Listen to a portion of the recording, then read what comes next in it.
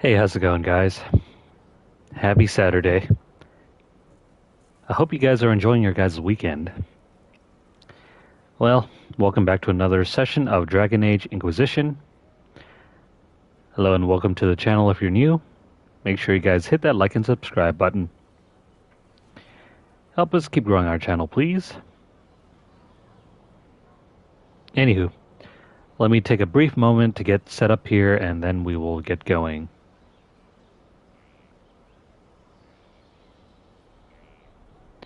Man.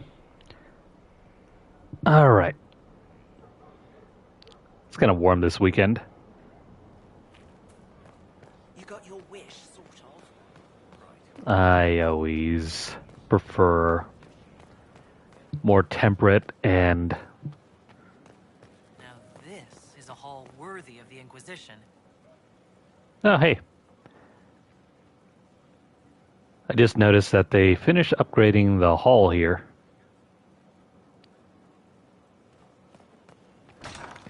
It's nice to see as time goes on, our stuff continues to get upgraded. But yeah, I prefer having much cooler weather. Lately, that hasn't been the case. I can't wait though. It's the last day of August, and with tomorrow begins my favorite time of the year.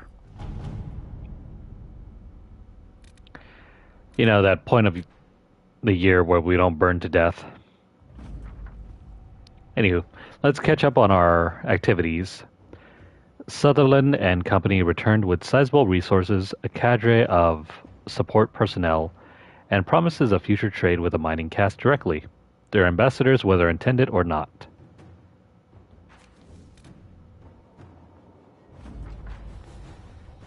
And we have dealt with the angry Vargas. A clever idea in theory. We lost soldiers to sandstorms and yawning pits of death, but the local wildlife is safe. And that's what is important, right? Oh, Leliana.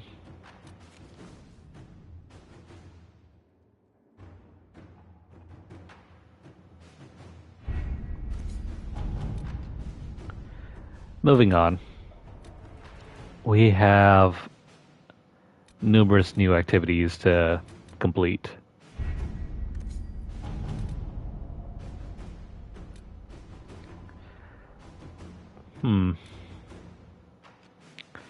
Let's go from left to right and from top to bottom.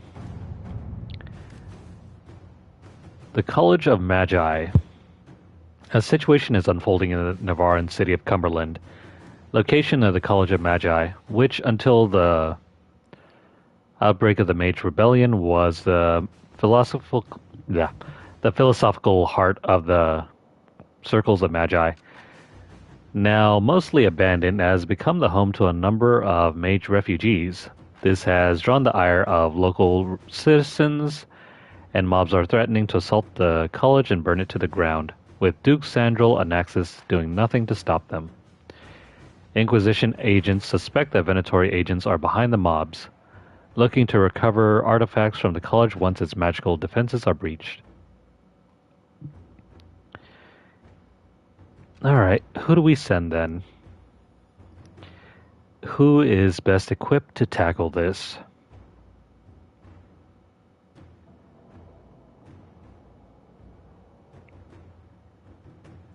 Perhaps I shouldn't have rushed to do all the side locations because now we have a bunch of war table operations that we can't really complete because they take too dang long. For example, this one takes like 6 hours. We completed the last story mission in like what? 3 hours? In the course of doing just that one story segment, it's not enough time to cover these war table operations. I may have screwed up. Otherwise, we're going to have to rush through a bunch of these. And I can't exactly use the internal clock glitch to show you guys because then I'd have to start and restart the stream over and over again. Okay, it doesn't matter who gets sent here. Cullen, we are pressed for time. We will send in a force to occupy the college. We can protect the innocents and recover anything useful. Whereas if we send agents to evacuate the college, they can be brought to Skyhold along with their artifacts. Or, we can use diplomacy. We'll send someone else to deal with the problem. Oops. Drop something here.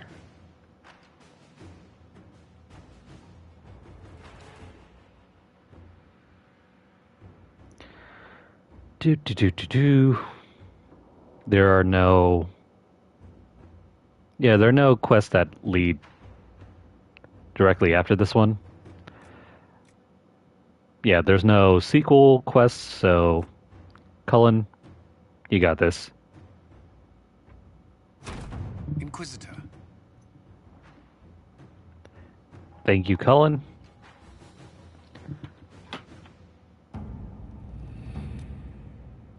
Next one.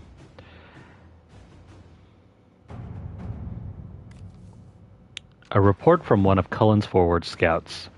Sightings in the north of Red Templars with armor and weapons adorned with dwarven ruby, or not rune. I was about to say rubies, but dwarven runes. There are no known entrances to the deep roads in that area, and no missives from Orzammar about missing traders. But they keep next to non-existent records of surface dwarves. The Venatori may be making use of dwarven slaves, possibly from Tevinter. Not their usual preference, but also not the first unusual thing they have done. Recommend further investigation in force. Reading for hours is tough. Let's see here.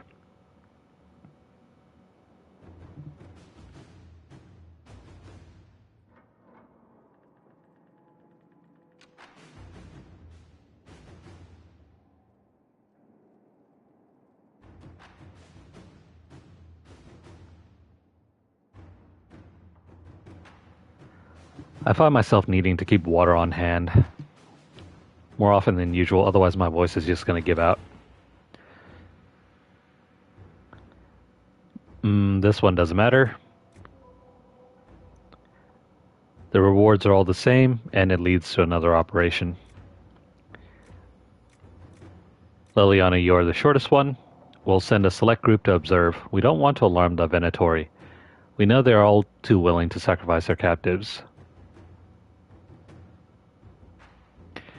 Josephine and her diplomacy is great.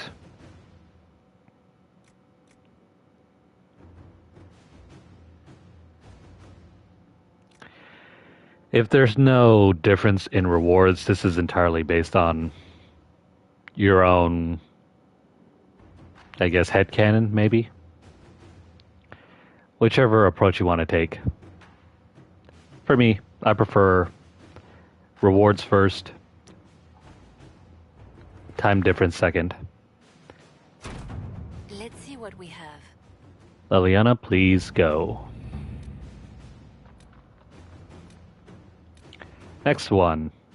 Continuing research. A neatly filed request form copied in triplicate and delivered to the appropriate parties. We're requesting tissue samples from carnivores, soil samples, field reports, a copy of Gregor Worthing's Hala in the Heather, Wolves in the Woods, a naturalist's observations. Apologies, I lost my copy when the circle rebelled. What are we? The local library?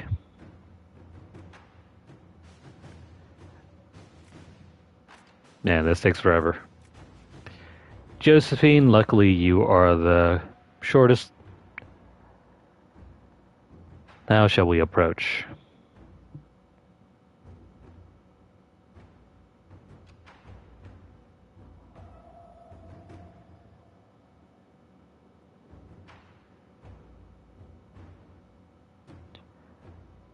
Okay, rewards. Otherwise, all the same. In which case, Josephine, you got this. Let us begin. How many more do we have? 1, 2.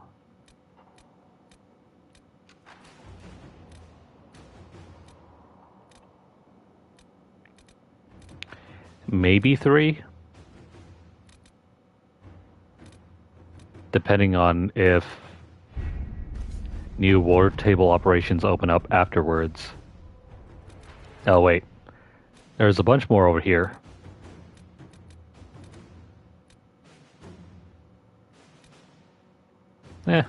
We'll get to it when we get to them. No rush.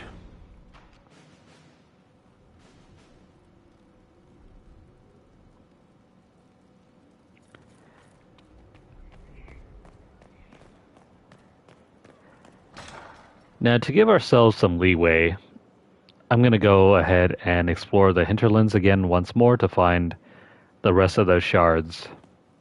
Inquisitor? We have an interesting development, Inquisitor. A petition from citizens of Val Royal. They wish to know what Andraste said to you in the Fade. They think she spoke to me?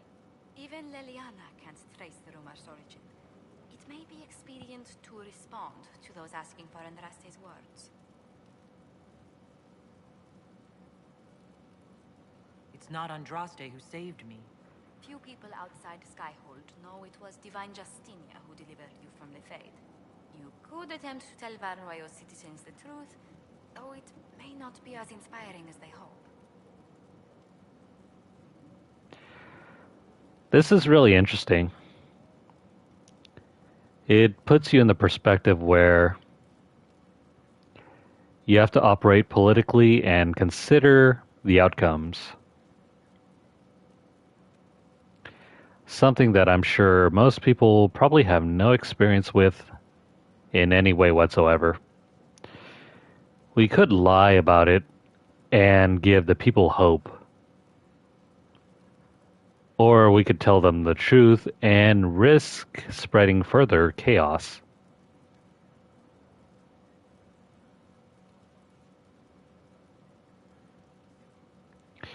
Personally, I think the truth helps even if it hurts.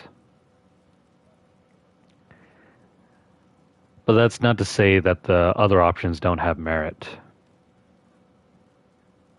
Sometimes when the people are anxious and nervous, you might not want to stoke the flames, lest you provoke some sort of revolution. And that's always bad for the people in power.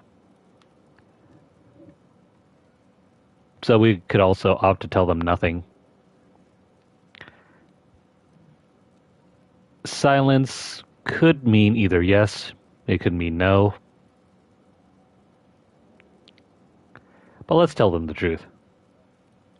Tell them the Inquisition's position is that the Divine saved me from the Fade, not Andraste. Very well. Some of the devout will be discouraged, but it will placate the Chantry. And in that case, that decision was also political as well. It may have not been the whole truth, but it was certainly the kind of truth that everyone would be happy with. Yes? Let's speak later. Farewell. Life is very complicated in that sort of way.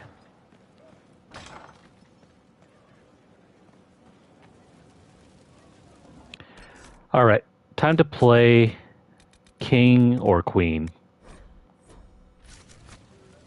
Let's do some judgments.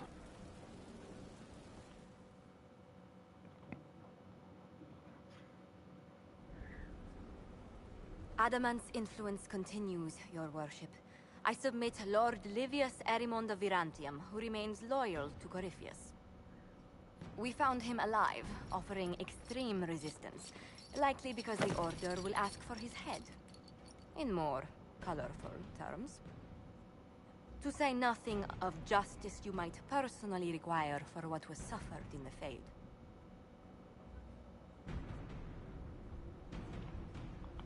Many places felt the pain of adamant. You will answer for a great deal.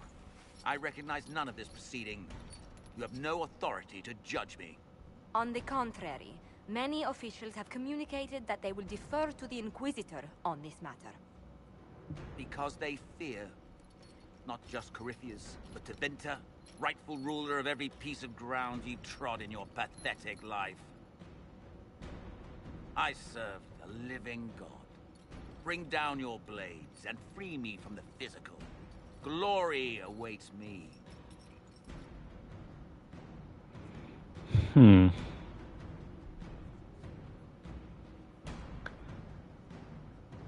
As a mage, we can make him tranquil. We could just kill him and be done with it. We could also give him to the wardens. Or jail him and lose the key.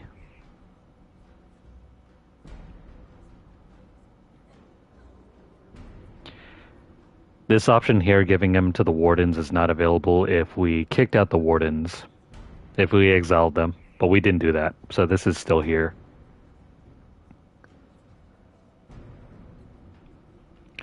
This one over here, like I said, is only available to a mage. If you're not playing a mage character, it's not available. You cannot choose this. And in the end, you probably only have these two options then. Either jail him or kill him. If you decide to kill him, Iron Bull, Cole, Solus, and Sera are happy. Imprisoning him will make Dorian, Blackwall, Varric, Vivian, and Sera happy. But Solus will be kind of pissed off, and Cole especially will be displeased.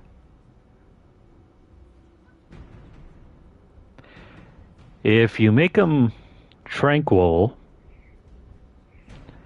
Blackwall, Cole, Solus, and Dorian are very unhappy. Yet Iron Bull and Vivian are happy enough. Cassandra is pleased. Giving him over to the Grey Wardens will only make Blackwall and Iron Bull happy. Sera and Cole are slightly okay with it. Solus, however, does not approve. Wow. The only one that will make Solus happy is by killing this dude.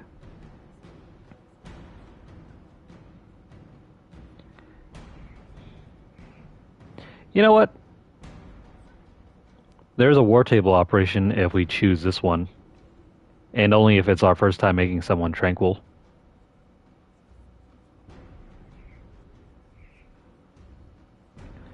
Should we choose this one?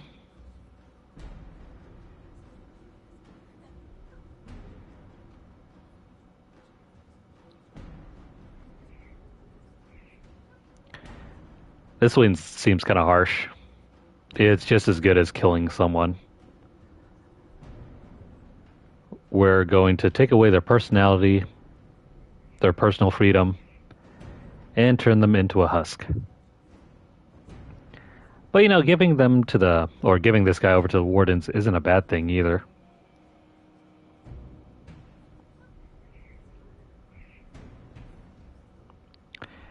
You know, just for the sake of having another war table operation, let's try this one. You are the worst of us. The damage you have done is beyond all reckoning. A mage's crime, a mage's punishment. Lord Livius Aramund of Virantium, I deny you death. Tranquility. You cannot! I am a lord, you pissats! I will not lose myself!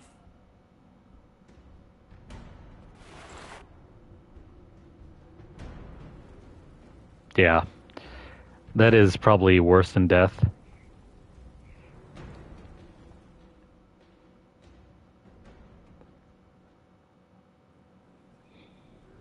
Next Another one. of the lingering pains of adamant, your worship.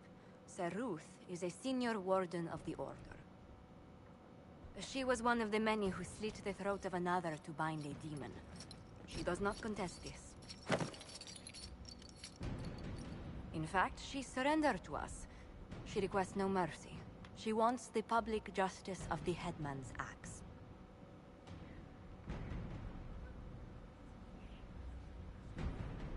You were free to rejoin your comrades, and yet you present yourself here. There is no excuse for my actions. I murdered another of the Order. That blood marks me more than the Blight ever could. Accepting their actions while thralls of Corypheus, many treaties allow wardens any extreme if it opposes the Blight. I can't do it. I can't use the greater good to justify my crimes, as if it would create a future I could be a part of. It is wrong that this broke me. I've done worse with full sanction. I can do nothing except be an example of the cost. Okay. More options. We could do public humiliation. We could also just jail her, throw away the key. If we humiliate her, Solus and Vivian will approve. Blackwall, Sera, and Cole will be pissed off. Imprisoning her will improve relations with Dorian and Cole, but it'll sour relations with Solus, Iron Bull, and Sera.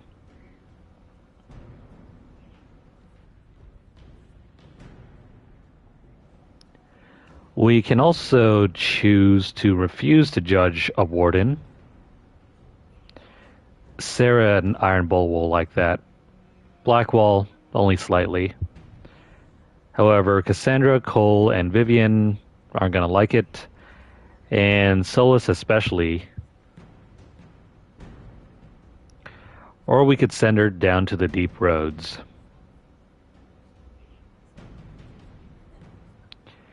This is effectively a death sentence. Because what happens to Grey Wardens at the end of their life? They go down to the deep roads to slaughter as many Darkspawn before they are then killed themselves. This will also lead to another war table operation. If we choose this one, Sera and Iron Bull will be happy. Varric and Cole as well. But Solus doesn't like it.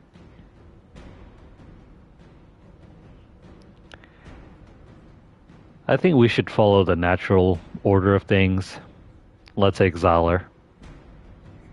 You feel your life is over. There's a place for such wardens.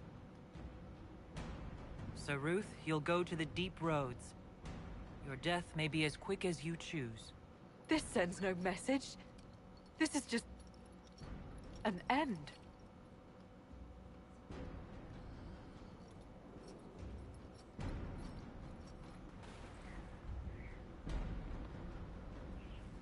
The death of good Sir Ruth. Oh man. Well, I guess she died already. Hopefully it was in the service of something greater. Mayor Gregory Dedrick of Crestwood is present for betraying his own constituents. He confesses that, 10 years ago, he flooded Old Crestwood to kill refugees and villagers touched by the Blight. The mayor claims it was to spare the rest of Crestwood, but we only have his word. Remember this guy?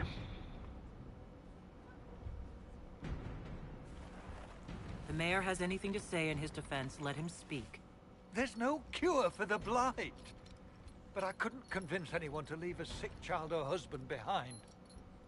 So you herded the infected into one place and flooded Old Crestwood? Were no innocents caught in the waters?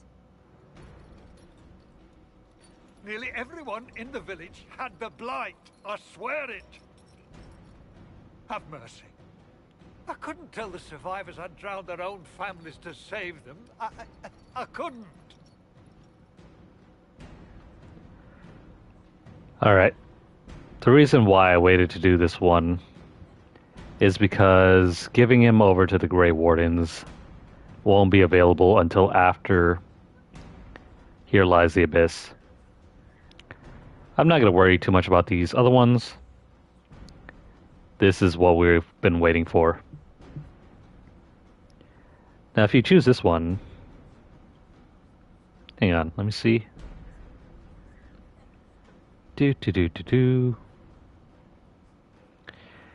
Yeah, if you choose this one, Sera, Iron Bull, Blackwall, and Cole will like it. Vivian and Solus are never happy. Solus, strangely enough, doesn't like anything related to the Grey Wardens. But yeah, you can choose whatever option suits you. I think giving him a death. This improves relations with Iron Bull, Sera, and Cole, but Solus doesn't like it. Exile will make Solus like you, and maybe a little bit from Cole, but Iron Bull and Sera, I think they value honor. Sera, surprisingly. Or we can just lock him up, throw away the key. Vivian, Varric, and Iron Bull like it, but Cole doesn't seem to. The Blight was your undoing. Let it also be your means of redemption. I give you to our allies in the Grey Wardens, to fight Darkspawn until the calling takes you. I don't deserve the honor, your worship, but I'll do my best.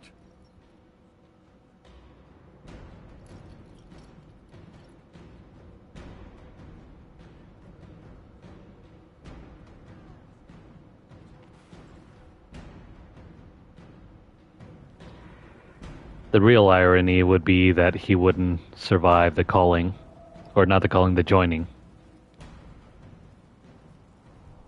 Because in order to become a Grey Warden, you have to drink the blood.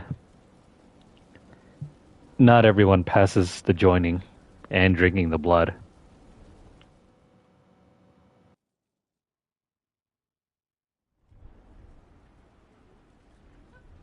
Before you is Service of the Minrathous Circle of Magi. You met him and his Venatori in the Western Approach.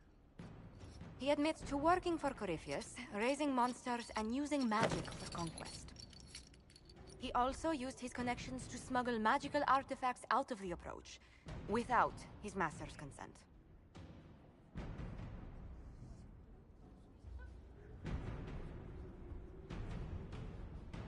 You stole from Corypheus? I don't know whether that's stupidly brave or bravely stupid. I was hired by a third party.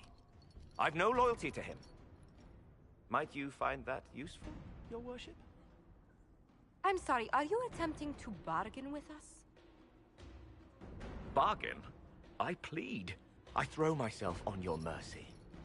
I also have friends in Tevinter who owe me large debts. Leave what happened in the approach behind us, Inquisitor, and I can put them all at your disposal.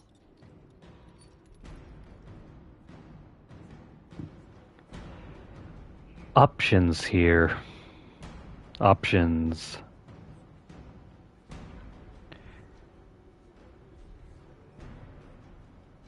We just imprison him.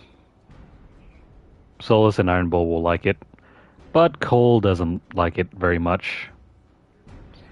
We could also give him back to his master. Who knows what will happen to him then. So, well, actually not Solus. Sera and Iron Bull will like it. Solus only slightly. Varric, Blackwall, Cole, and Dorian. I don't think they'll appreciate us helping out our enemy. Now there are also two unique options here.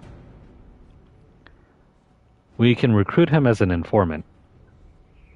Recruiting him will put him into our Inquisition to work, and we'll have him as a new agent. It also provides us with a new war table operation.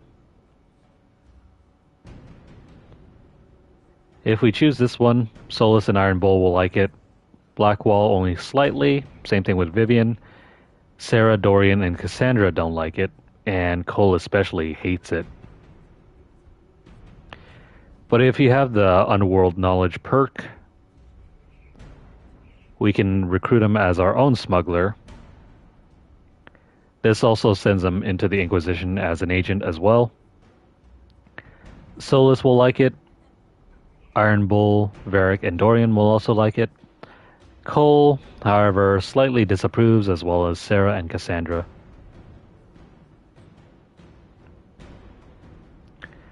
I'm more interested in that war table operation.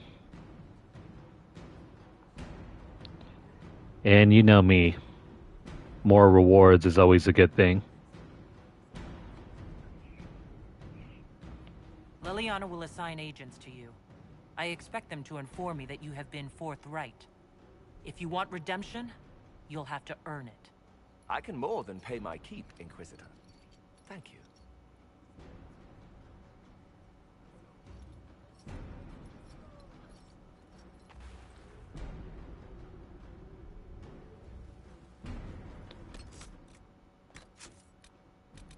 Let me make a new save. This next one might be a little tricky to work out.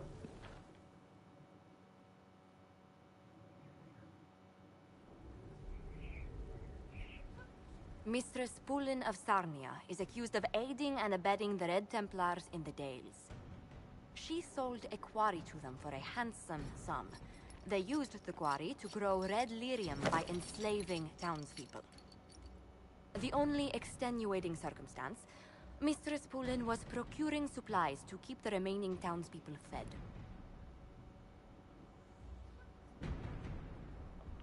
If you'd like to explain your intentions, speak. My crime was misjudgment. The land sale was meant to bring prosperity in hard times. Yet you kept taking coin from the Red Templars, even after you realized what they'd done to the people. Why not? It bought food for the ones remaining. Isn't that enough? You question whether greed or necessity led me. Tell me which you weigh me for.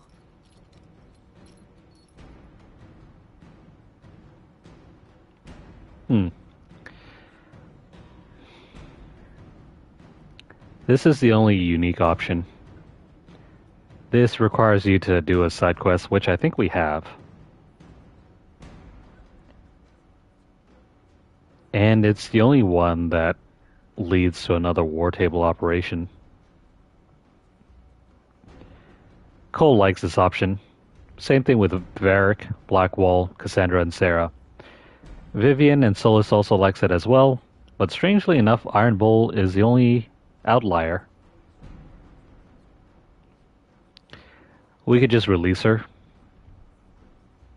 Maybe it was only in bad judgment. Varric and Blackwall slightly approve. Iron Bull and Sera don't. We could also put her to work. Cole likes this option. Blackwall, Cassandra, Sera, Solus, and Varric are delighted by it, and also Cole. There is no one here that dislikes this option. Or we could just kill her and be done with it. Iron Bull really likes this option. He likes seeing blood, I guess. Cassandra and Solus are okay with this, but Blackwall, Cole, and Varric aren't too cool with it. I wonder why. Maybe it's because they see her doing bad things in order to do good. And because she was put in a rough situation where there was no way to get out. There's also another fifth option, but that's not available to us because we're not playing the human character. And it's the only one where we actually lose money. That one seems kind of strange. Let's have her help rebuild.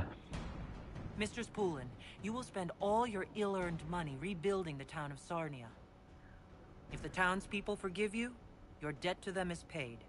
Your worship, I will do my best to repair what I have done.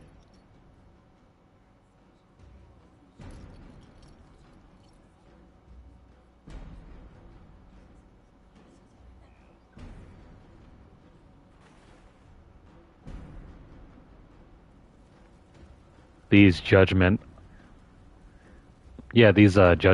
operations are rewards for us completing all of the other locations. I mean, it's nice to see a little bit of reward for us going around and doing stuff. I would have liked to see more. Let's catch up with everyone. After every single major operation, all of our characters will have new dialogue. It's good to see you. How do you stay so civil with everyone, Josephine? Bonds of circumstance among the nobility are fickle. Civility is the only constant everyone admires. And I do deplore rudeness in those who know better. Does it even become a strain sometimes? Well, it can be tried. There is no shortage of self-regard among the nobility. The game can be wearying, discouraging, and extremely painful.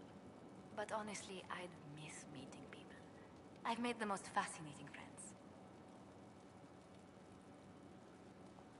One good thing about becoming Inquisitor has been meeting so many different people. I'm pleased. I imagine we appear a strange bunch to those outside our circle.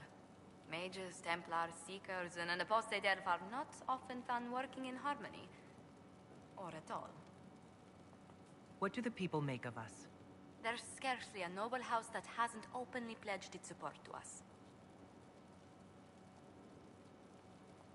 Any visiting dignitaries I should watch out for?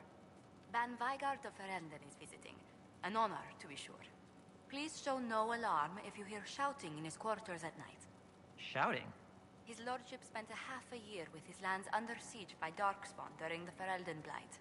His wife informs me the Ban still sleeps rather poorly. Now that we've recruited everyone, let's hear Josephine's thoughts on all of the characters. What do the people make of us? There's scarcely a noble house that hasn't openly pledged its support to us. Any thoughts on the people here? Who did you mean? What do you think of Sir Blackwall? Sir Blackwall seems as loyal to the purpose of the Inquisition as he is to the Wardens.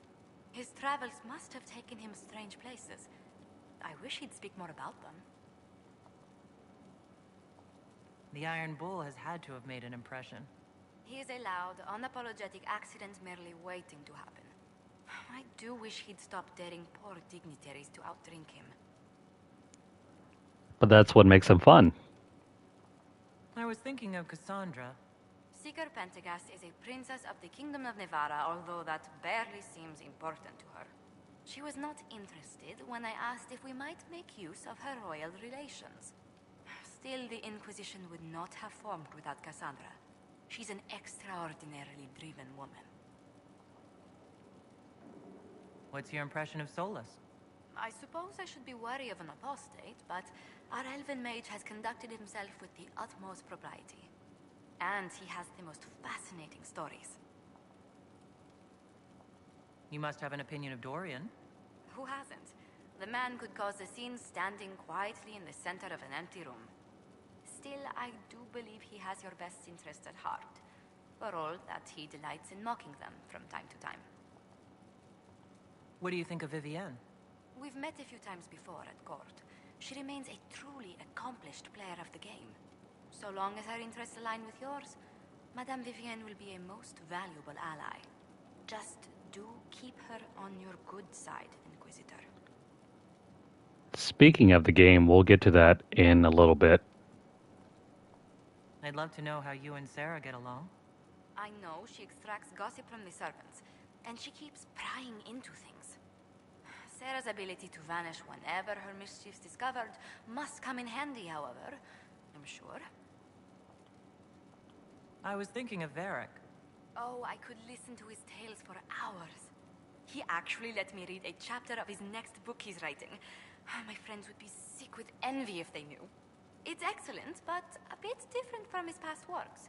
Only 3 beheadings so far. Cole, actually. Who? Oh, wait, you mean the quiet young man? How strange. I'm sure we must have talked, yet I can't recall what we discussed. Let's speak later. Farewell. Some of these options will change after certain events in the game. Anyway, we're going to make our rounds.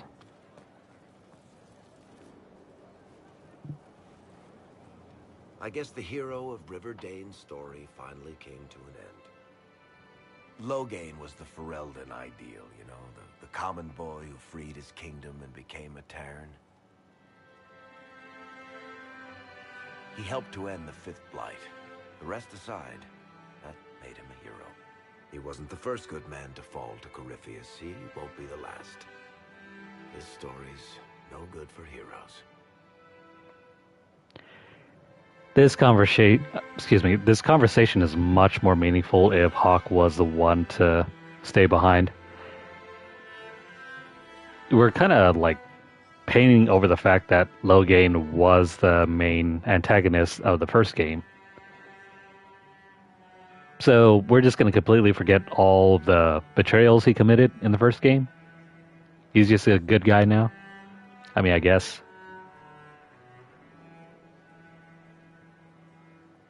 You must be glad that Hawke made it back in one piece. Yeah, closest thing I've ever seen to a miracle there. Hawke asked me to tell everyone back in Kirkwall where he's going. Baker's breath, Isabella's going to be furious. I'd better write some letters. Excuse me.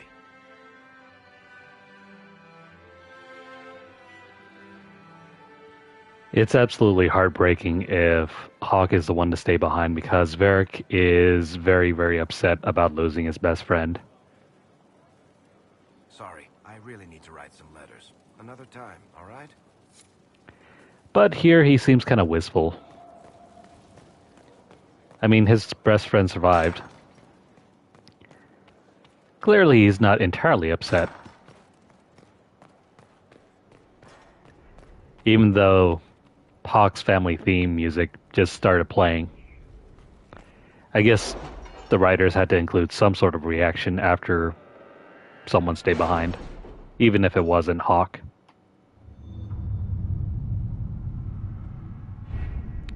Though I think based on the music, they clearly wanted you to leave Hawke behind.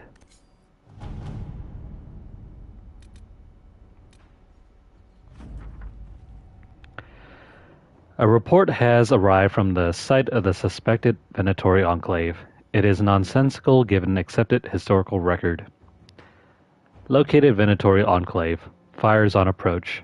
Assume they torched their camp while retreating. Not the case. Camp already destroyed. Venatori dead. Dwarven tools found, but no dwarves, alive or dead. One deep stalker corpse found. Signs of blight corruption. Best guess, Venatori surprised by forces emerging from the camp well.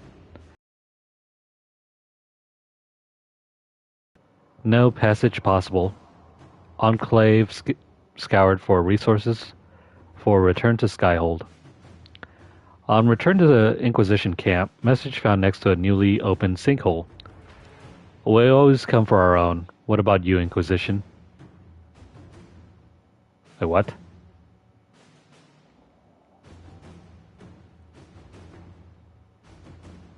Yeah, that is sort of nonsensical.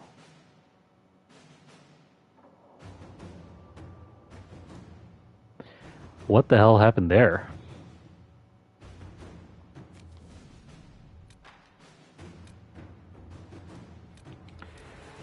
From top to bottom. Service. The Venatori who offered to help the Inquisition after his capture has provided a tip on the whereabouts of some old magical artifacts he shipped out of the Western Approach. He claims he requires a small squadron of helpers and a decent amount of coin to recover for the Inquisition. We cannot fully trust a man, and he knows it. We'll give him his helpers and send a spy along.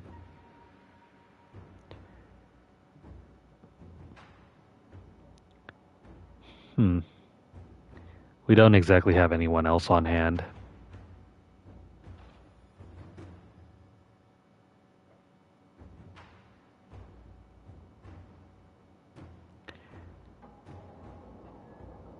There is a difference in reward.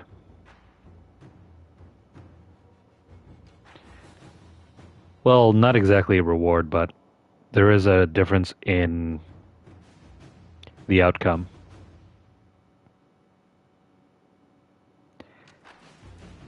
If you send Josephine or Cullen, it's just going to say service performed his duties. The best option, however, is sending Leliana.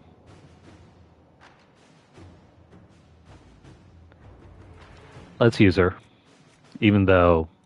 Actually, no, never mind. Leliana is the most efficient method. Let's see what we have.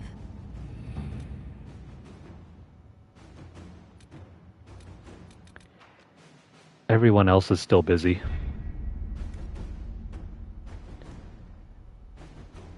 We'll check back in from time to time as those are completed.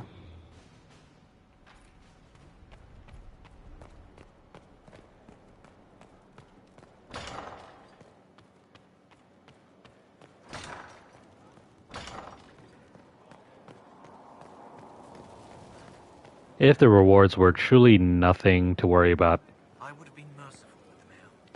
I think I would have sent Hawk to his death, even if it would have broken Verk's heart.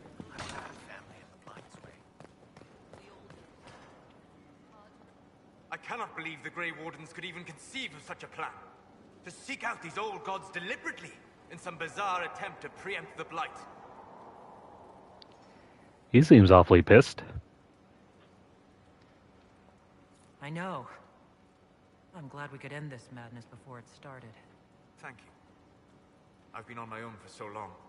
It's difficult to get used to having the support of others. Those fools and duty. Responsibility is not expertise.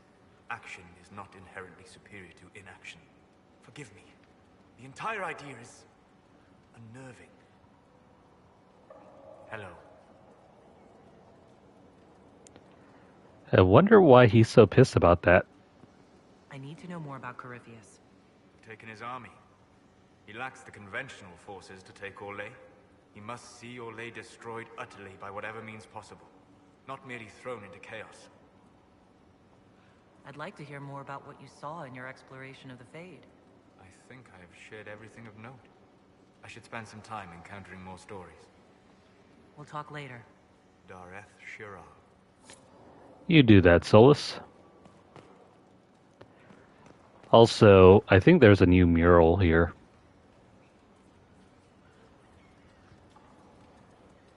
A new mural is always added whenever we complete a major story event. This is the very first story mission. The second one when the Inquisition is formed. This one, it's kind of hard to say what it represents. This one for sure, I think, represents Corypheus. Yeah, it should be Corypheus destroying Skyhold. I don't really understand what this one is.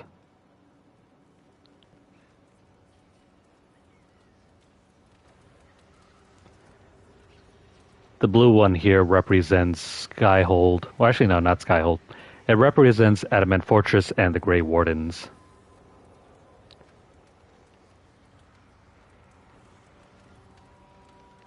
Though I think that's supposed to be the Fade. And I don't know if that is the Black City or maybe it's something else entirely. Oh, and this panel over here is supposed to be the events at the Western Approach. If that's Adamant Fortress, this should be... Yeah, it should definitely be the Fade. And in that case, that's a Black City.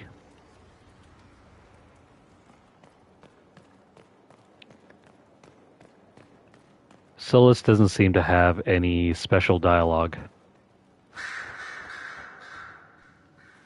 You have remarkably little here on early Tevinter history. All these gifts to the Inquisition, and the best they can do is the Malefica Imperio. Trite propaganda. But if you want 20 volumes on whether Divine Galatea took a shit on Sunday, this is evidently the place to find it. That's the Dorian I know. Critiquing every book in my library. I wouldn't have to, if you could find some rebellious heretic archivist to join the cause. Are there rebellious archivists? Other than you, that is. If Corypheus ever starts burning masterworks of literature, I'm sure a few will pop up. Did I see something by Genitivi here? I could have sworn. What is this about, Dorian? When everyone returned, they told us about your tumble into the Abyssal Rift. You went into the Fade. Physically went in. Are you... all right?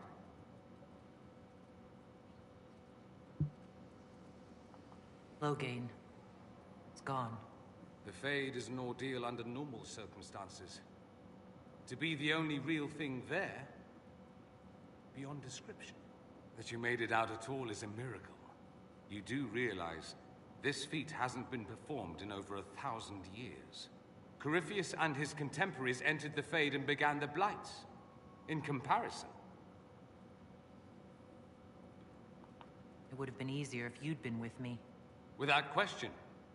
But I'm rather glad I wasn't. No sense of adventure. That's surprising. I've not your talent for survival. And not everyone is as discerning as I. If you can walk in the Fade, others will try to follow. Who knows what secrets Corypheus has revealed? Not all of them will be as lucky as you. What they could unleash. My advice? Keep this quiet. Let them speculate. Too many will see this as a challenge.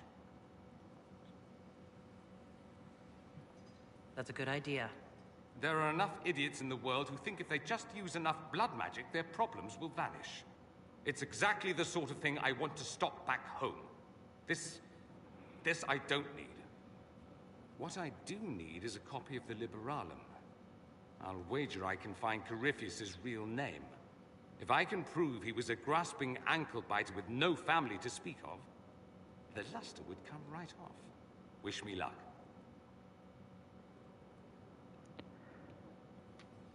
Oh, cool. This also leads to us learning more about the history of Corypheus. Always with the questions. What will people say? I should go. Try not to kill anyone without me. Yeah. Dorian, you're a DLC character we're gonna use later. I'm told you gave the Grey Wardens another chance, Inquisitor. Would I have done the same, I wonder? Forgiveness can be difficult. I hope the Order values what you've done and gives you no reason to regret it. I trust everything is well with the mages? We're mostly relieved. An alliance with the Inquisition offers security, although who knows for how long. I'll leave you to it. A request has been made of you, Inquisitor. Here it is. What is your evaluation of how we're doing? I am able to pursue my duties with optimal efficiency, thanks to Skyhold's present state. As you were. Yes, Inquisitor.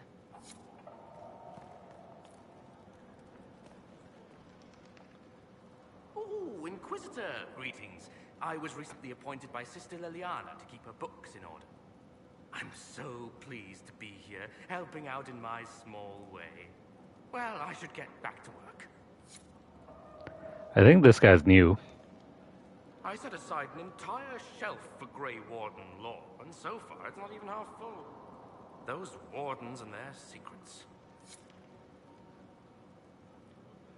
One day I'm going to read all these books. One day, when I have time. That's what they all say. Including me and my backlog of games. We're supposed to have 52 copies of Hard in Hightown. And we're missing all but 4. Oh, crap. There are 48 copies of this book lying somewhere. There are 47 ways to purify wyvern venom to make it safe for human consumption. Yeah, I don't think we'll be finding them. Not deliberately, anyway.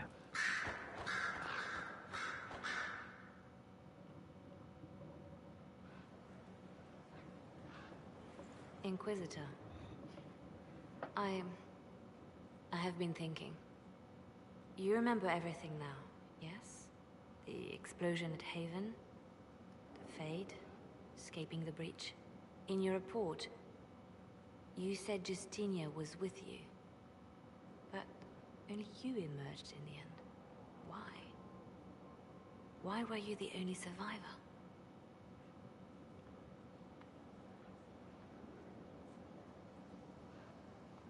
She knew it was either her or me. And she wanted me to live. Of course. Of course she did. That's just like her. Her message to me. I failed you too. I'm not sure I understand what that means. Did you say anything else? Anything at all? Please, if you remember. I'm sorry, Liliana. That was it. There are no answers in the fate. Only illusions. A warped mirror. Justinia has never failed me. I was her left hand. Now she's dead. I failed her.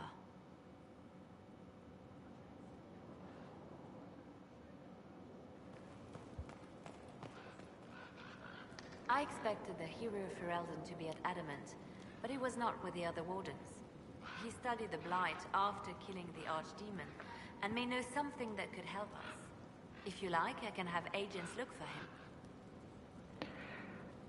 Do we want to find our first playable character from Dragon Age Origins? Why not? And yes, in this timeline, he's still alive. You could have a potential history where your first playable character from the first game had already died. That sounds like a wise choice. I'll make preparations in the war room. Now, was there anything else? Anything I should know? I've nothing to report at the moment. I'll leave you to your work. But yeah, we can contact him now. So Varric knew where the champion was all along. That's the last time we sent Cassandra to interrogate. Anything I should know? I've nothing to report at the moment. I'll leave you to your work. And yes, it's a him. There's no restriction, though, for what your hero can be. Oh, and there's one copy.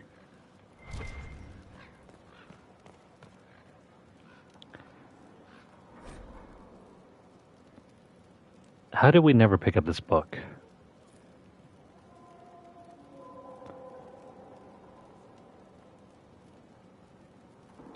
I'm not going to bother reading through this. This is mostly history. As it concerns Loghain.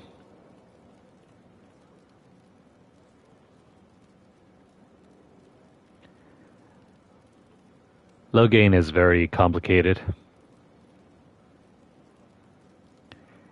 And to get the full picture of who he is, you got to go back to the first game.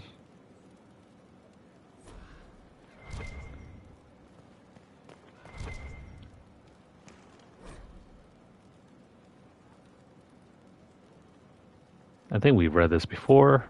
No, it's not unique.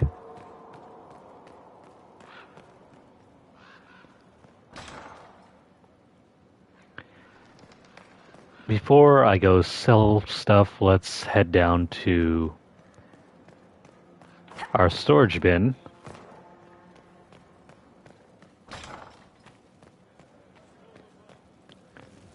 We'll drop off a few things.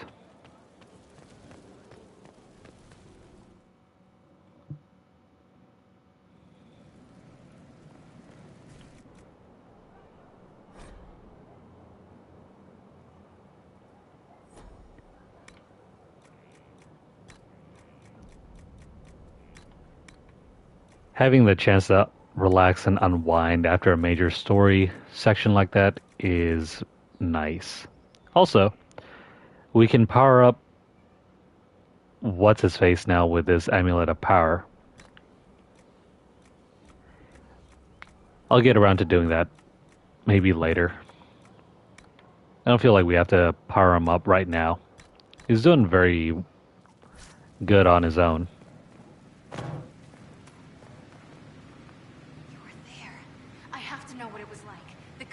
Smells, the magic. I'm sorry, sorry, it's just so exciting. You went into the Fade. If you have time, Inquisitor, do tell. I can't remember if there was a time where we actually went into the physical Fade.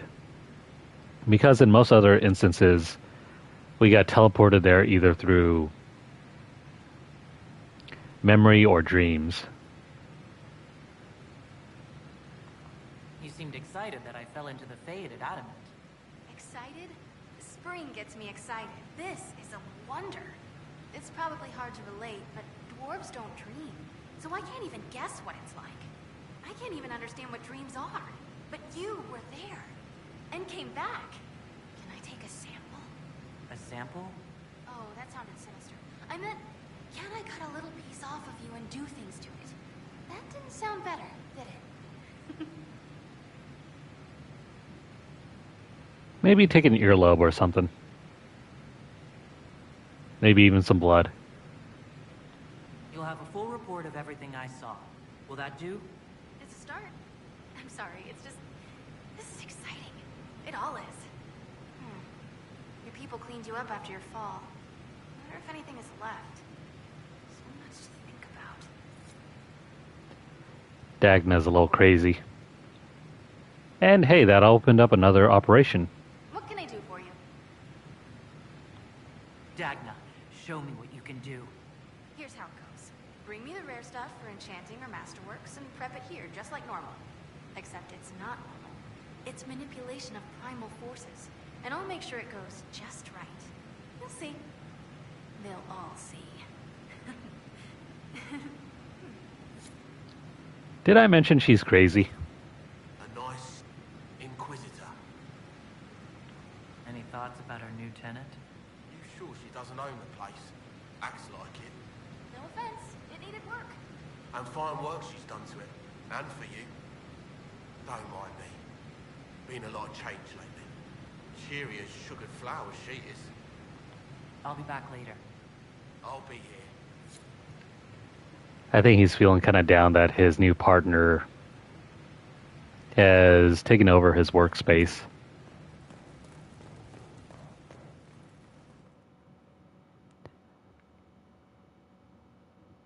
But what's not to like? She makes all these runes and magical stuff for him. Well, I guess he's a little too,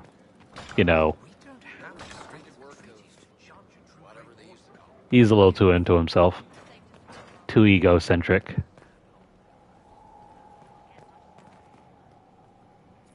There is a problem that needs your attention, Inquisitor. Thank you for that.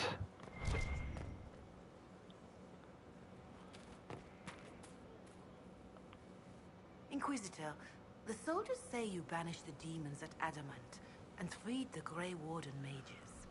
I understand from Sister Leliana that the truth is somewhat more complex, but no less extraordinary. She said that you spoke with a figure in the Fade that seemed to be the soul of divine Justinia. I suspect many of the faithful would like to know what Justinia told you. She helped me remember what happened at the Conclave. The Maker didn't give me the mark on my hand. I was struck in battle. And Andraste didn't send me. The figure everyone saw was Divine Justinia. So it is as you have always maintained. You must feel quite vindicated.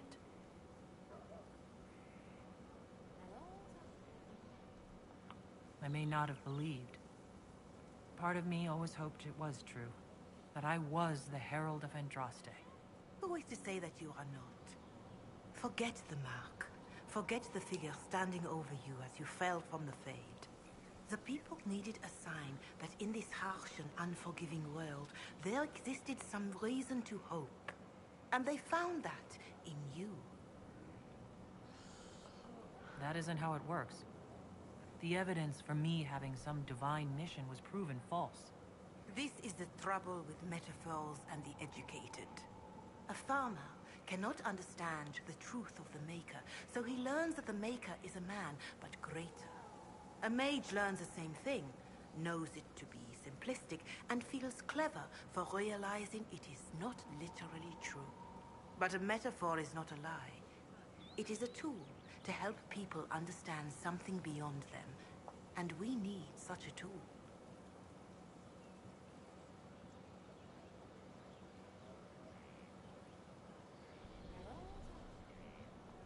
I don't need metaphors right now with everything Corypheus is doing.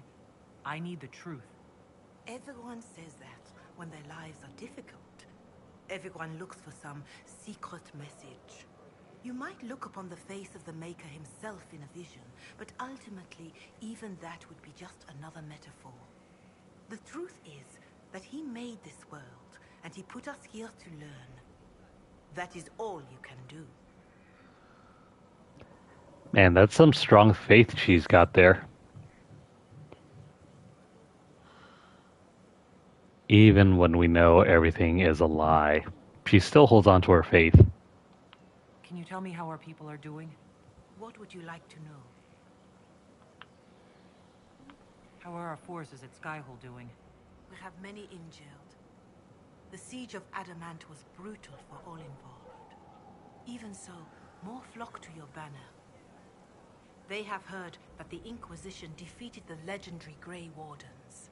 Your soldiers have been blooded, Inquisitor. They are veterans now. An army in more than just name. Do you have information on people elsewhere? You have done much for the refugees in the hinterlands. Many who would have starved or frozen owe you their lives. With the rift near Crestwood sealed, the villagers have begun rebuilding their homes and lives. The people in the hills of Emprise de Lyon are safe again, thanks to you. They may even plant crops this season. More than that I cannot say. It is a chaotic time for all in Olay and Ferelden. Farewell. Until next time. And I suppose that's the kind of writing I enjoy the most. It helps foster discussion. There is no easy right or wrong answer. I do not miss the tavern. Maybe I do. Never mind. Anyway.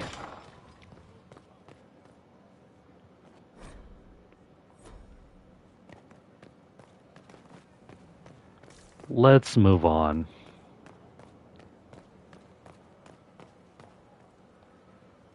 Your worship. There's nothing more else out here that we can discover. You find the strangest things, Inquisitor. Your worship. Interesting altogether, though. Honored, Inquisitor. Gotzi Sturhall. Did my part on the walls. Now I'm on this strange collection you've brought us. Don't know its worth to the fight exactly, but it's good workmanship. Where did you learn your skills? Orzammar. Carved a few statues in my day. And before you ask, yes, I chose to leave. I carved a paragon who turned out to be a sodding madwoman. Couldn't stand looking at it. The memory of a dwarf, right? Any ideas about the origins of these reliefs? To Vinter, early. It's in the tool marks, the grain. That's hard dust mined from the 100 Pillars, if I know anything. Oh, I suppose the scene is probably full of Tevinter robes, too.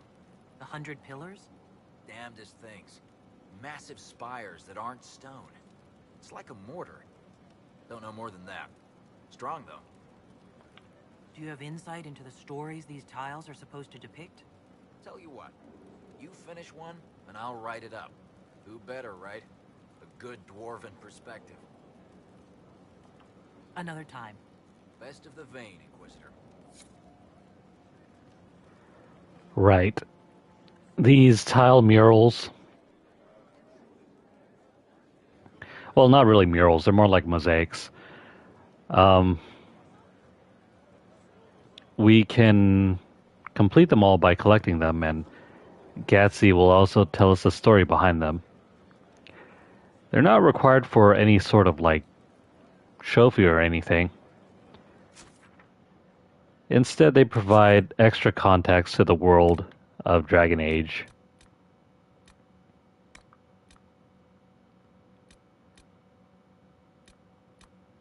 We're missing a bunch of them. I don't know if I want to go around and find them all.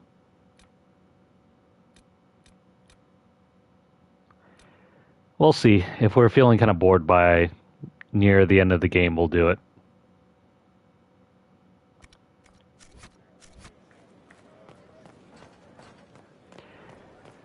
Because I don't remember doing any of them in my original save.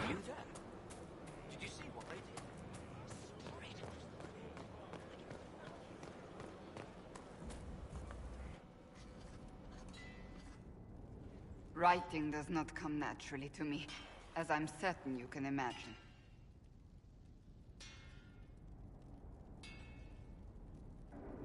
Let me guess, you're composing a love poem.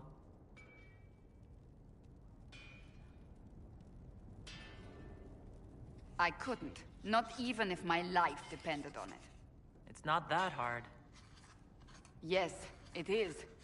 Poetry takes finesse, it takes grace. You think you don't have those things?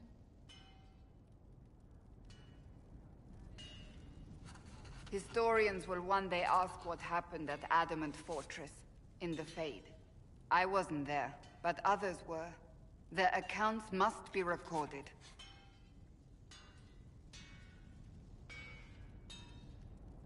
That's an excellent idea, Cassandra. I certainly thought so, until I started writing.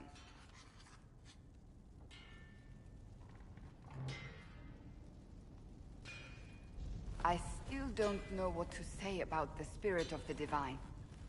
The Chantry teaches us that the souls of the dead pass through the Fade, so it could have been her. Yet even so...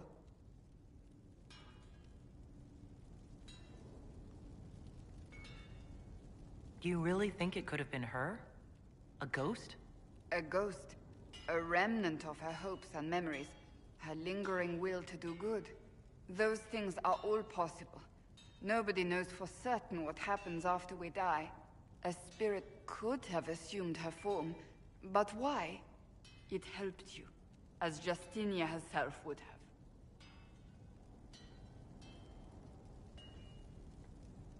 Perhaps it doesn't matter what she really was then.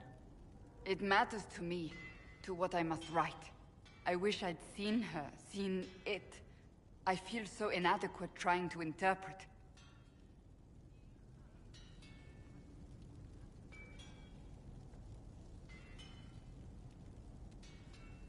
I don't know the truth any more than you do. Sadly, unanswered questions make for poor reading. When they told me you were physically in the Fade, I was terrified for you. The last time such a thing happened, we created Darkspawn. We created Corypheus. The world needs to know the truth this time. No more legends lost to the ages.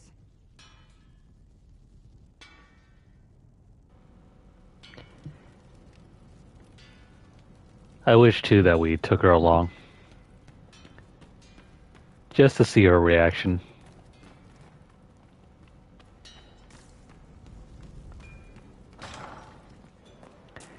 Is that all for Cassandra, though?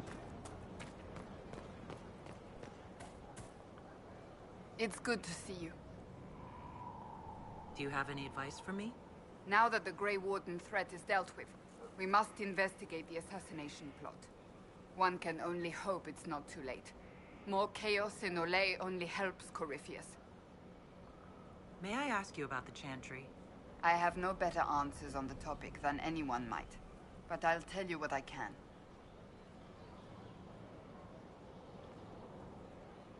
Will the Chantry replace Divine Justinia? They will try. Once the priests withdraw for the Grand Consensus, it is against Chantry law for them to emerge without naming a new Divine. Sometimes it takes days, or weeks, or even months. The problem now is that no clear successor to Justinia exists. All worthy clerics died with her at the Conclave.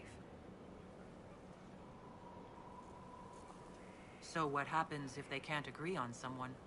Theoretically, they will argue until exhaustion takes them or they see reason.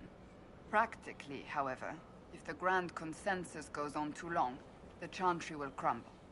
Any cleric with ambition but little sense will see this as her one chance, and plenty of such clerics exist. We shall see what happens. The Inquisition must act in the meantime. What's the question? If they do choose a new divine, will you serve her?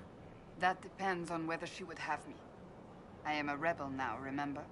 And even if she would, I do not know.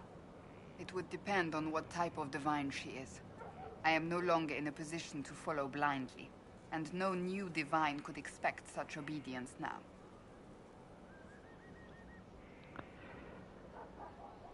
Every class has 3 different specializations. The only ones that don't change are your companions. As a mage, you get access to the Night Enchanter. No, that's not an option.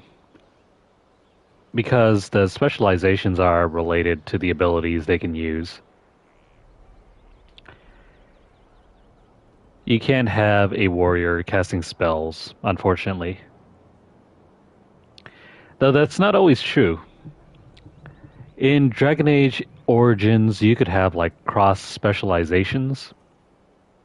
But that's the first game. That's an entirely different system. Like you could make a pure mage character and then also spec into a hybrid solution. That's how it was back in the first game.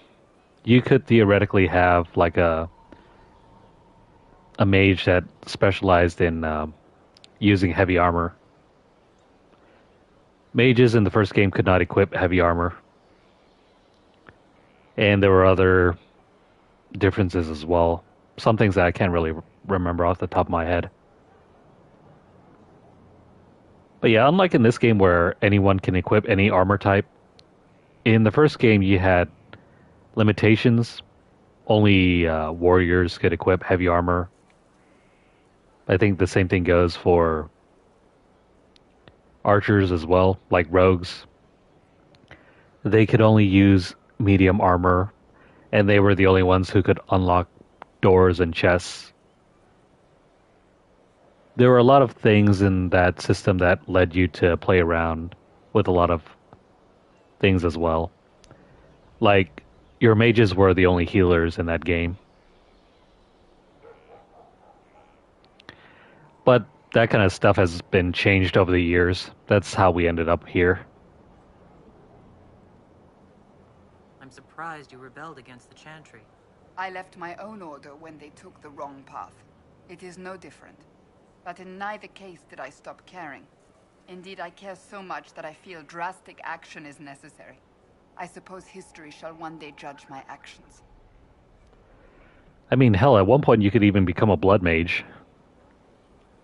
Do you really believe the Chantry is worth preserving? I do. Though I understand how someone born outside of human society might think otherwise. Cast the Chantry aside and new problems replace old ones. We will have learned nothing from history. The people need stability, and the Chantry needs a new purpose. Andraste had a dream for us. It can still be achieved. So what should that new purpose be? A dedication to what is truly important. Instead of building cathedrals and sewing gowns for the divine, the Chantry used to spend its coin feeding the poor. If we are to spread the Maker's word across the world, we must do so with open hearts and open hands. That sounds rather idealistic of you. Does it? I do not think it's so unachievable. The Chantry has many good, honest people. They just need direction and inspiration. They need to be freed from centuries of adherence to tradition and ceremony. A chance for renewal is at our fingertips. It does not have to come with utter chaos. Thank you. If you want to see more, especially with how the Necromancer plays, we'll get to a point eventually where we'll start using Dorian. And then maybe I could switch over and show some examples. I wonder what it is that gives Grey Wardens their legendary skill and stamina. I should like to study one. Would that fine fellow I've seen in your company consent to a careful examination? Try not to touch the leeches. They are quite delicate. Anything but the leeches. A word to the wise. When all else fails, amputate. Wise advice. Also, the surgeon here becomes available once you fix up the infirmary.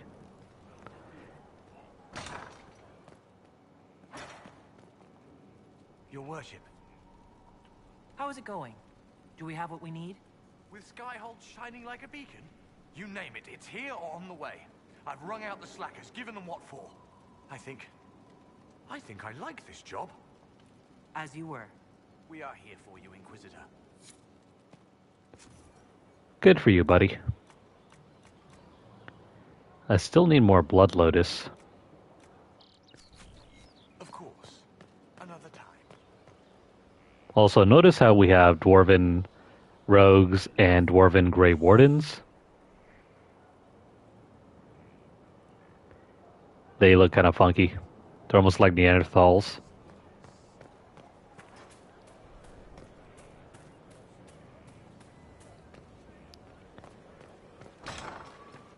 But the Grey Wardens will take almost everyone.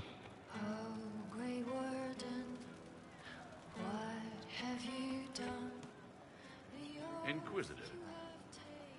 What's the current mood? Thick with 3 of the 4 humors. What's the word out there?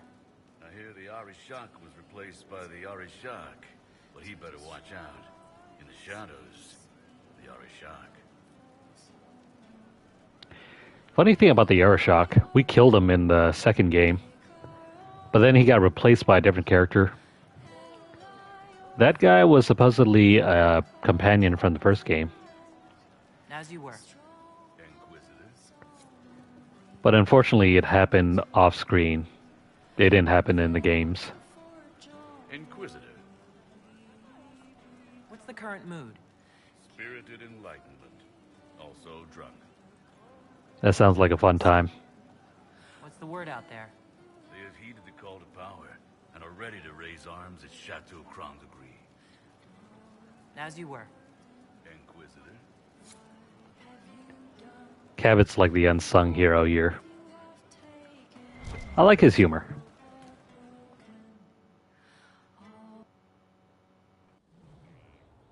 You wanted to see me?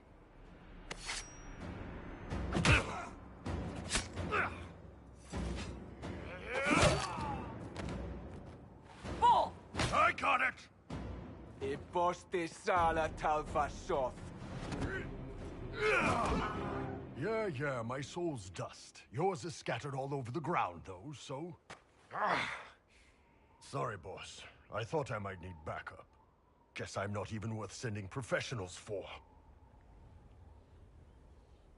You knew the assassins were coming.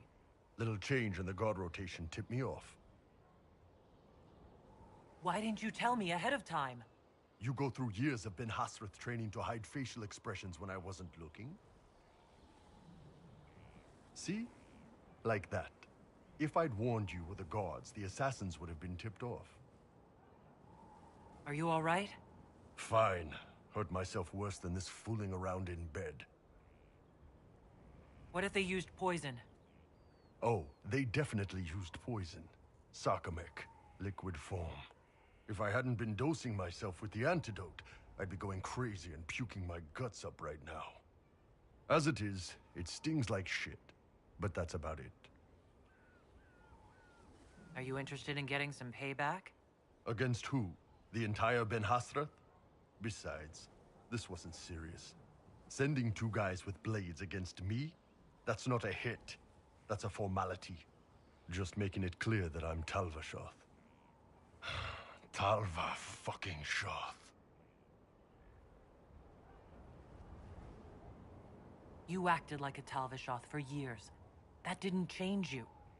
Neither does this. That was just a role. This is my life. As one of those. I've killed hundreds of Talvishoth in Saharan. Bandits, murderers, bastards who turned their back on the Qun.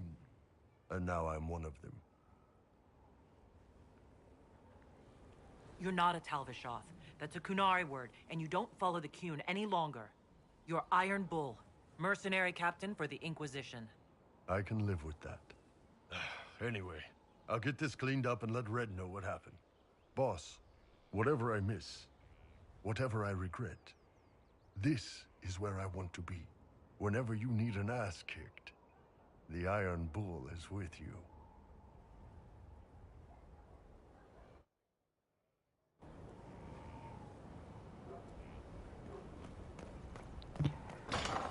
I think he's happier here than where he was before. If you choose the other option, it's kind of sad what happens to him in the end. Inquisitor, if you're looking for the commander, he's gone to speak with Seeker Pentecost. Inquisitor, if you're looking for the commander, he's gone to speak with Seeker Yeah, Pentecost. we heard you the first time.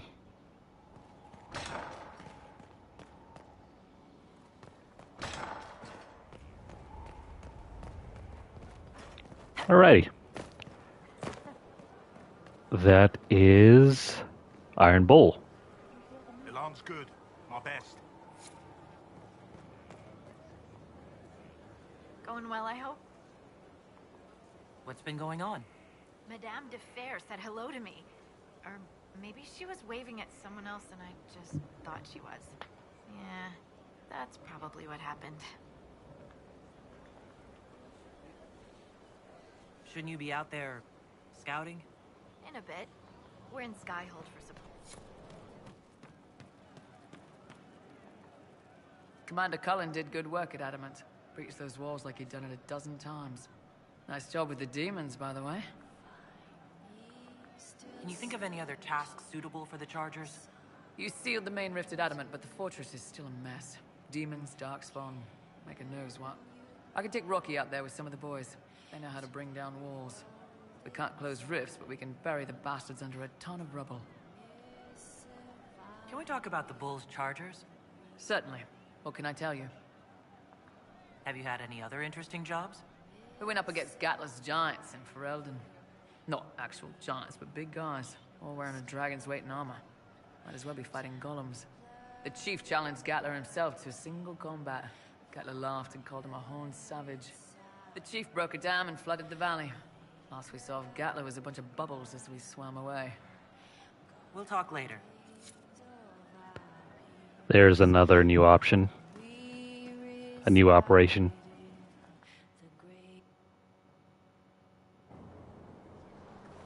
Again. Again. Come on! This is why the Qun doesn't like women fighting. I should have asked Cullen. Good one. Perhaps you can take over. Qunari training exercise to master your fear. I heard about the nightmare at Adamant. Sounded big. Can you explain why I'm supposed to hit you with this stick? Probably, if I try. It'd involve a lot of Qunari words, though. Just hit me with the stick, all right? I need to get over this demon crap. When someone gives you the go-ahead, smack them. All right. There we go. Oh, yeah. Damn demon. Who's stuck in the fade, huh? Iron Bull is a masochist. Bull, if you're scared of demons... Less talking, more hitting. Piece of feed, piece of crap! And who killed you? That's right, Iron fucking Bull! I needed that. Thanks, boss.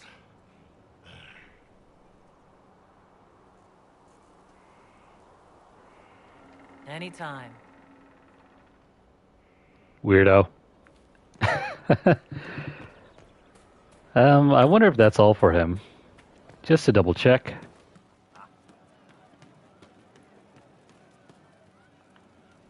Pleasure as always, boss. you later, Bull. Nice talking with you,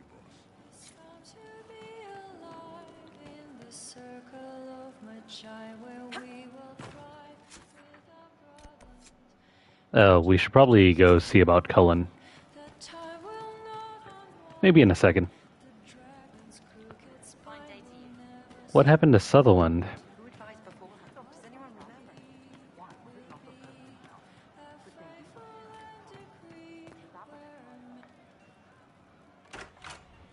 Heard what went on in that Fade thing?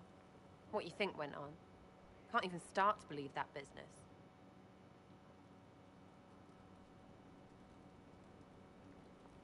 We can stew about what we saw for ages, but some of us didn't come back. Knew you'd get what was important. Yammer yammer, visions and shite. People are dead. Probably. Low gain, yeah? Not a lot of tears for that one. And in trade, a busted down bunch of wardens. And they're always weird. Usually, bad stuff happens first, so you're glad when the hero shows up. But wardens are the wrong way round. They're the good thing that means a bad thing is about to happen. Like in Denerim, when the Blight ended. A lot happened in Denerim. What did you see? People talked a lot about this one warden. There was a big fight and they died, or... I don't know, maybe they didn't. The hero of Ferelden? You forget the hero of Ferelden. That was ages ago. 10 years. I was playing with small painted boxes and burying stuff I stole. I remember more people cringing about magic than Blight. Wardens were an excuse for your stuff to go missing. Blackwall's nice, though. Different from the adamant ones. Need more like him.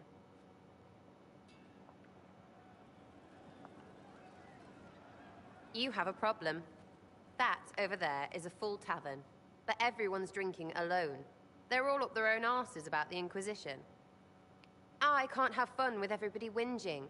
And they'll fall on their swords before Corypheus can push them. I'm thinking pranks. Set a few up, knock a few down. You win or not? Wait, what? Pranks? I don't understand how annoying my people will help. Look, you have experts for everything. And I know a bunch of tight-ass people when I see them. Oh, sure, they'll complain. But they'll really mean, thank you for distracting me from the end of the stupid world. Come on! I think she means well. In a sort of juvenile way. Just you and me. You know, I would like that. Sure, that could work. Maybe. Let's go.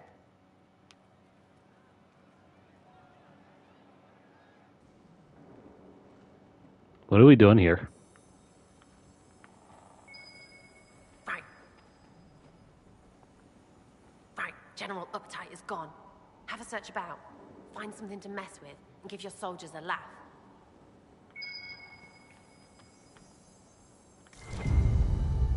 What, the desk? Oh yes, center of the Empire and all that. What to do, what to do. All right, Sera. What do you want to do? Thing looks heavy. Don't want to move or break it. I got it. Easy one. Just a slip of something under here. There, won't notice much, but it's just that little bit wonky. He's so in control that'll piss him royally. I tell one of the soldiers and boom, the general seems like people. And since he works for you, you seem like people. Come on, next one.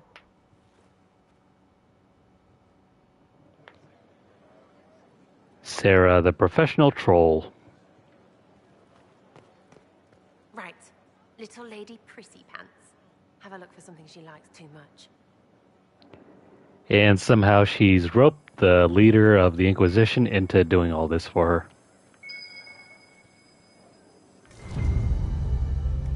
What, just the door? Where she greets every important idiot. Yes. Well, Sera, what do you have in mind? Get a bucket. Classic, yeah? 5 minutes of sloppy boss gets you weeks of happy kitchen staff. Except for the one who cleans it up, I suppose. But whatever. Next up.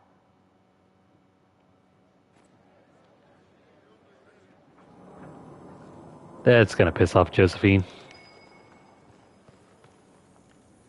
Right, something to get our shadow of birds loosened up. Gotta be something. Have a search. Well, I don't know. What can we do for her?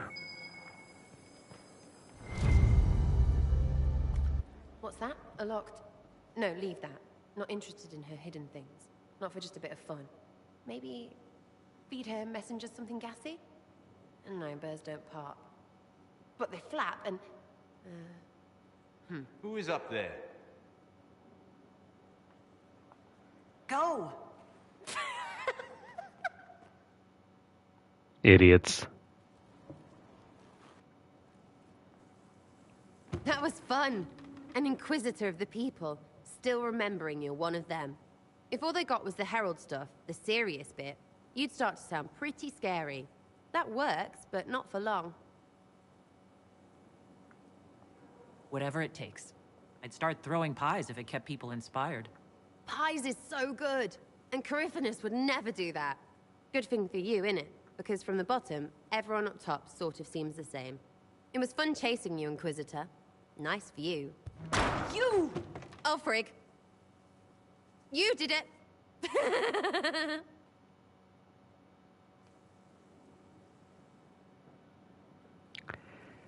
She's just a big old kid, right? The least serious of any of our characters. But is that all for her?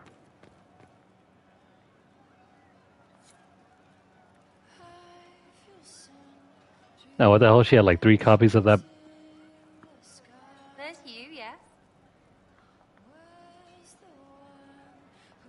Are things playing out the way you expected? Cassandra laid it out, right? You're the big hat now. Gonna make everything the way it should be. Praying's nice, I suppose. Coryphe's bit, though. Height. And again, since we have every single character, I don't know if we've run through all of our opinions yet. Again with your people.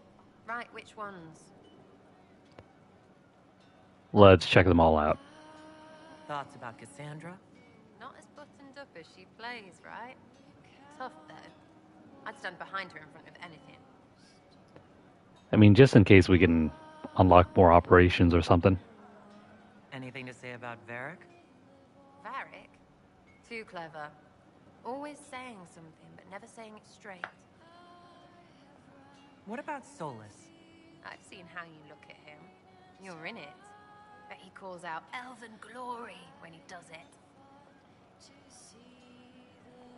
What about Dorian? He's fun.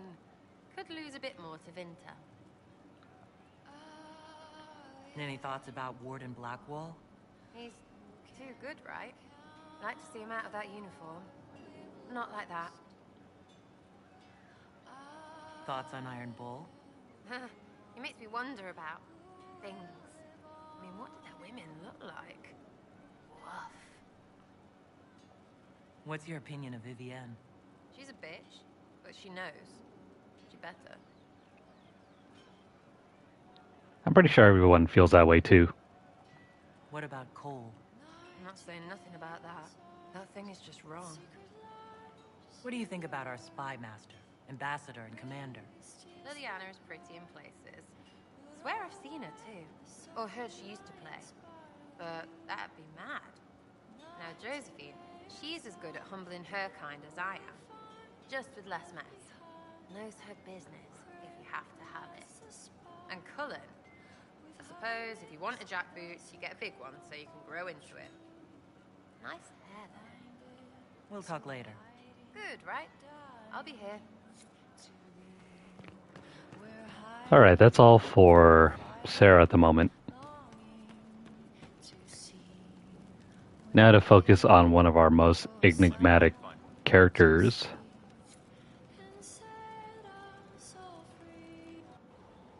No. But you like demons. I enjoy the company of spirits, yes, which is part of why I do not abuse them with bindings. It isn't abuse, if I ask. Not always true. Also, I do not practice blood magic, which renders this entire conversation academic. He won't bind me. He's a mage and he likes demons, but he won't help. Why would you want Solus to bind you? So I'm safe. If Solus won't do the ritual to bind me, someone else could. Will. Like the Warden mages. And then I'm not me anymore. Walls around what I want. Blocking, bleeding, making me a monster.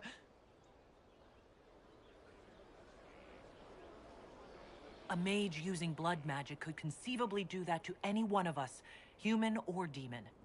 You should ask Solus to bind you too. And then someone can bind him. We'll find a way to keep you safe without binding you, Cole. I have a suggestion, if Cole is ready to listen. I recall stories of amulets used by Raveni seers to protect spirits they summoned from rival mages. A spirit, wearing an amulet of the Unbound, was immune to blood magic and binding. It should protect Cole as well. The resources of the Inquisition could be used to find such a talisman. Good. They will not take me.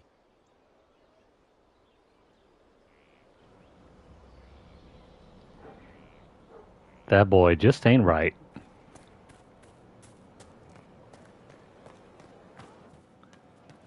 Yes, sir. I don't think that's the end of him. Let's go back upstairs.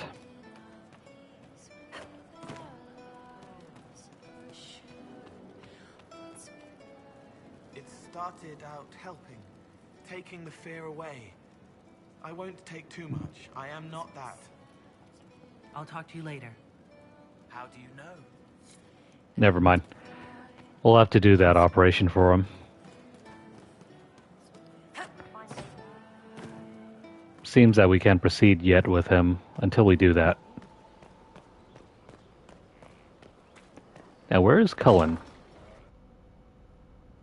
You asked for my opinion, and I've given it. Why would you expect it to change? I expect you to keep your word. It's relentless. I can't... You give yourself too little credit. If I'm unable to fulfill what vows I kept, then nothing good has come of this. Would you rather save face than admit... We will speak of this later. And people say I'm stubborn. This is ridiculous. Cullen told you that he's no longer taking lyrium.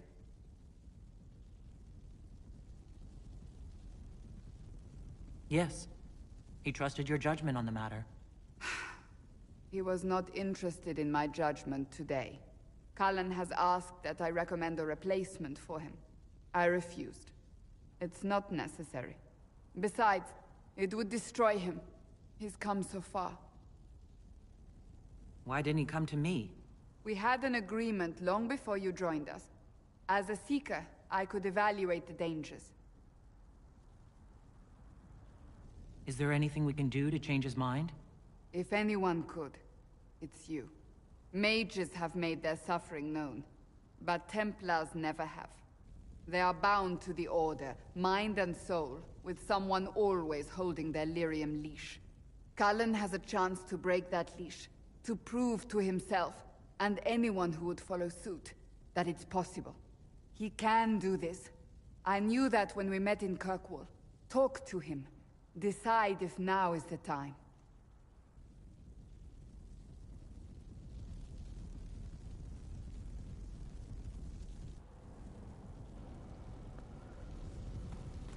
Poor Cullen. He is a dope fiend. And since he can't get his hit, that's why he's acting out.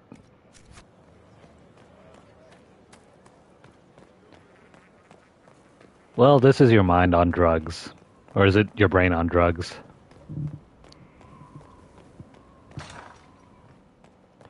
Let's go find him. Also, a quick pro tip. Your mic button on the PS5 controller, if you hold on to it too long, it'll end up muting all the audio in the game. That's kind of what happened a little moment ago.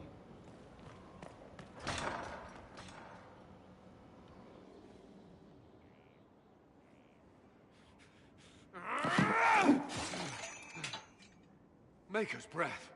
I didn't hear you enter. Forgive me. Cullen, if you need to talk... You don't have to. I never meant for this to interfere. Are you going to be all right? Yes. I don't know. You asked what happened to Ferelden's Circle. It was taken over by abominations. The Templars, my friends, were slaughtered.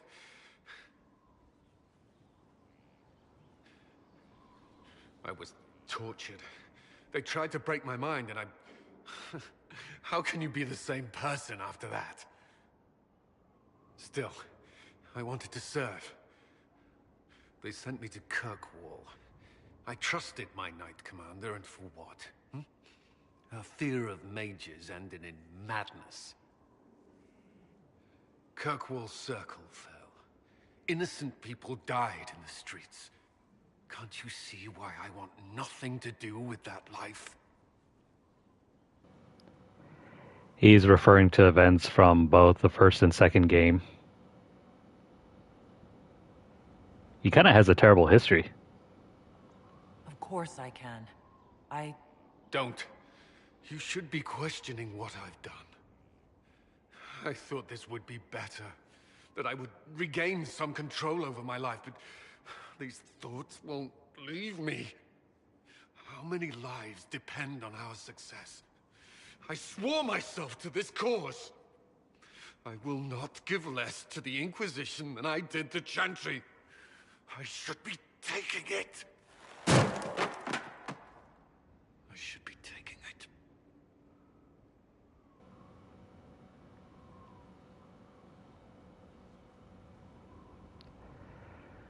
Meth, not even once. Okay, so all these options here will encourage Cullen to go back on his drug habit. These other ones, he's not going to bother taking them. And this one is interesting. Let me see. This doesn't have to be about the Inquisition. Is this what you want? No. But these memories have always haunted me. If they become worse, if I cannot endure this...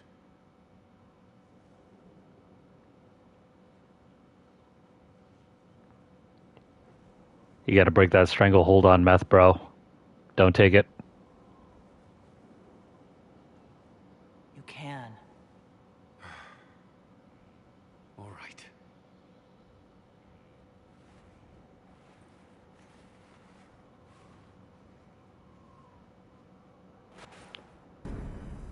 He'll probably need some morphine for that broken hand. Great. Switching out that meth habit for heroin. I need a moment. Could we speak another time? Sure thing, Cullen.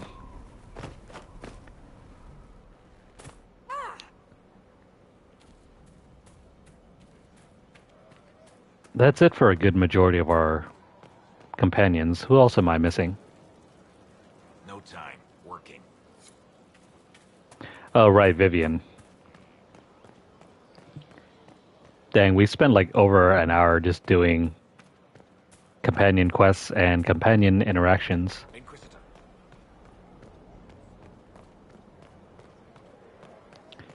I wonder if we can speak more to Solus, but he doesn't seem interested in talking.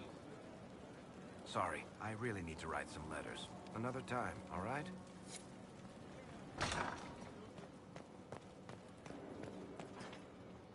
Venon. Nope. Nothing here.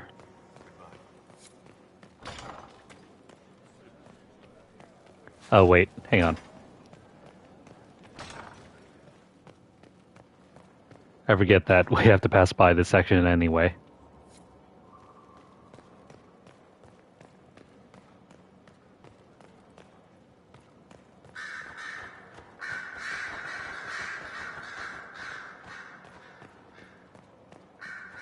And then, here we go, Vivian. Far be it for me to suggest a training adjustment. Oh, hey, more books. You walked physically through the Fade. Please tell me what you remember.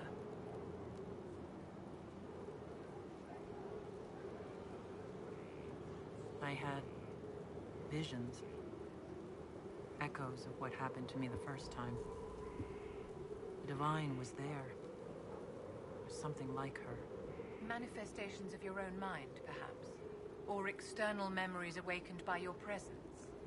I suppose there's no way to tell. No one else has physically entered the Fade since the Magisters assaulted the Golden City. Oh, I'm positively envious right now.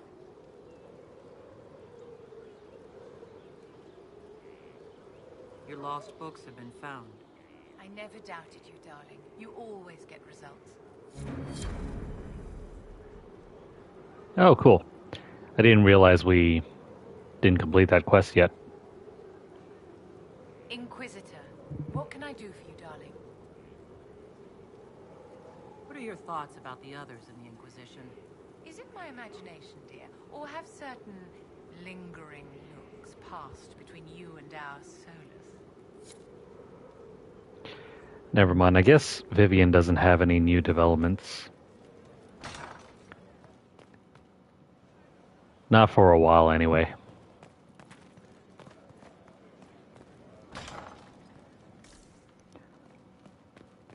Also, I think this section gets repaired. And once that's done, you can enter some new rooms.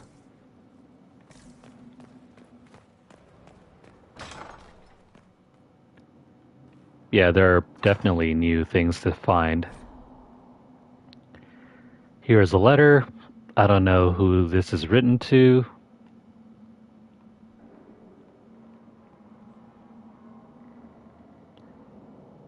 I think it's a Dear John letter or something similar.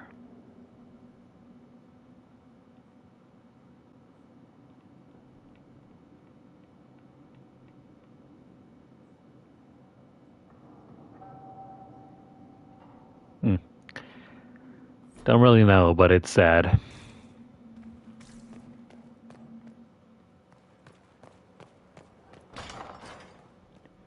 And then over here is another book. Oh, wait.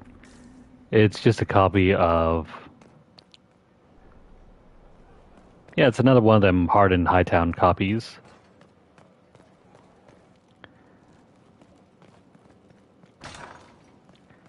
Now, who have we not spoken to? Is Blackwall the only one remaining? It might be.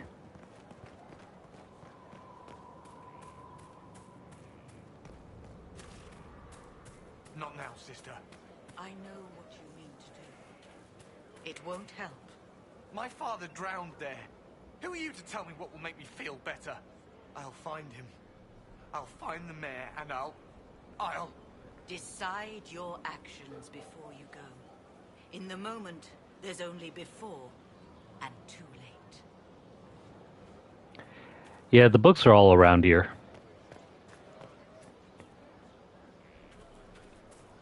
I don't think they're that important.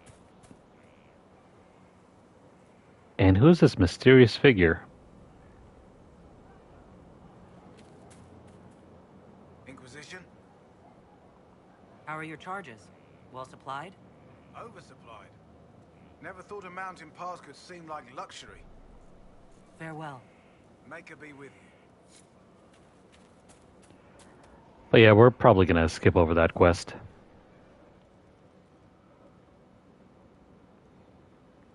Someone I knew once described Adamant to me.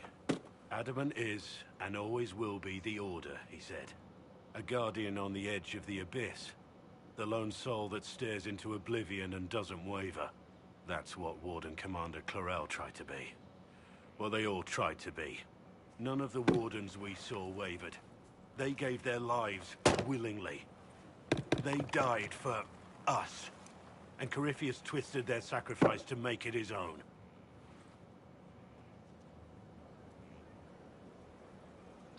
Oh yeah, speaking of that jewel quest, I completed that. It wasn't as bad as I thought it was going to be. Especially if you have a guide, but if you're trying to find it on your own, good luck. We stopped him. We saved most of the wardens. But not all of them.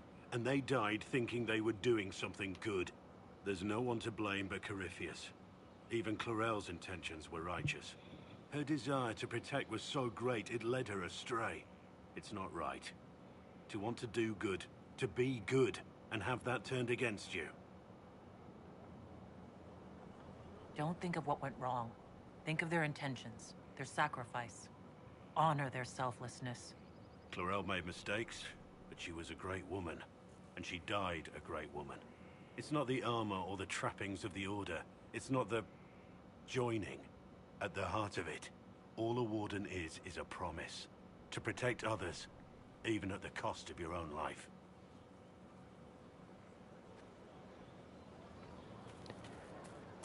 Does this finally open up his quest?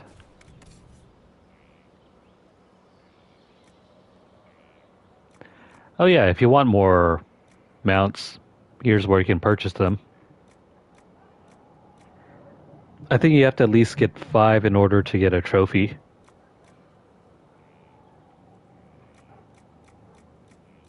They're expensive too.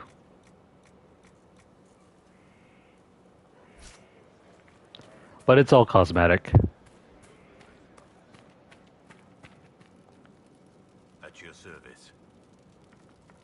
What do you think of the Inquisition? I just know that you could shake this world to its foundations if you willed it. We should return to our duties.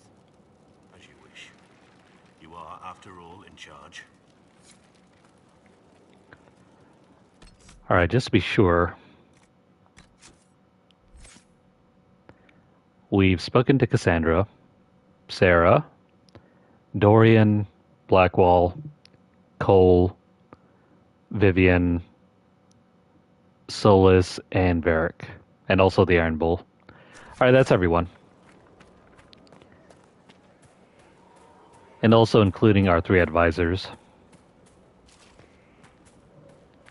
And that took a long time to get through. And we're not entirely done yet because we have a bunch of those word table operations to get through.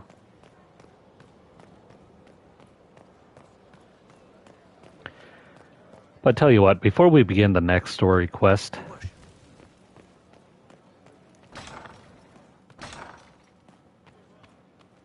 let's explore more of the hinterlands, get all the shards.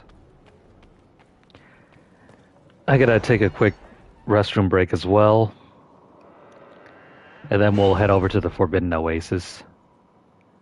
We'll unlock the rest of the temple.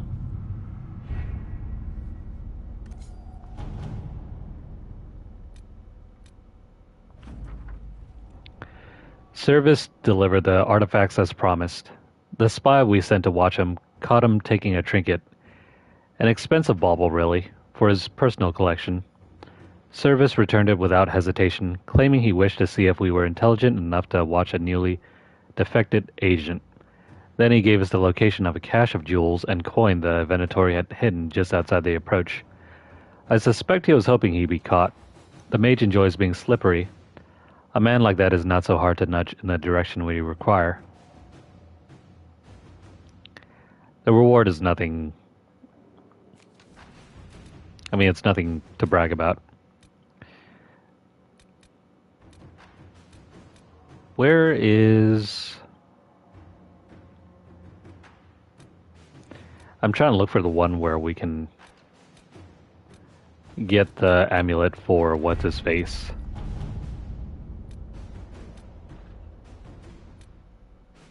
Oh, there it is.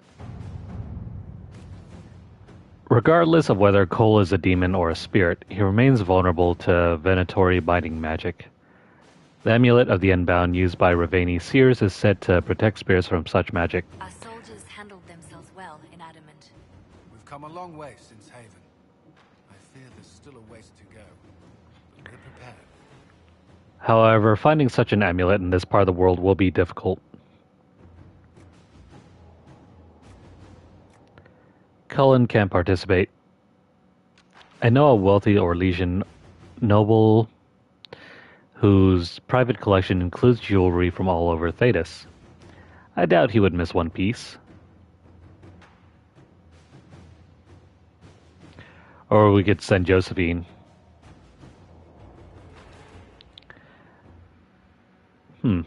Is there any difference? If not, then Josephine will have to wait while we send Leliana. It also takes half an hour for this to be completed.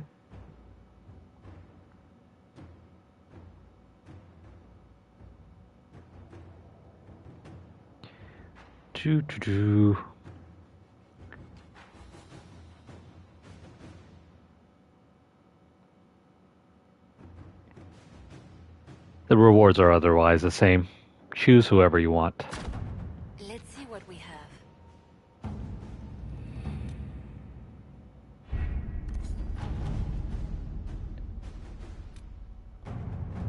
Cullen's gonna take forever. He still has 2 hours on his clock. Josephine will be done in about an hour.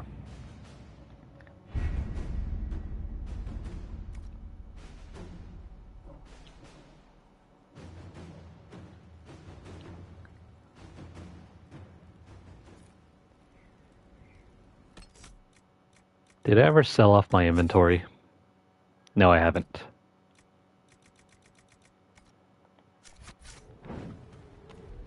We'll do that real quick.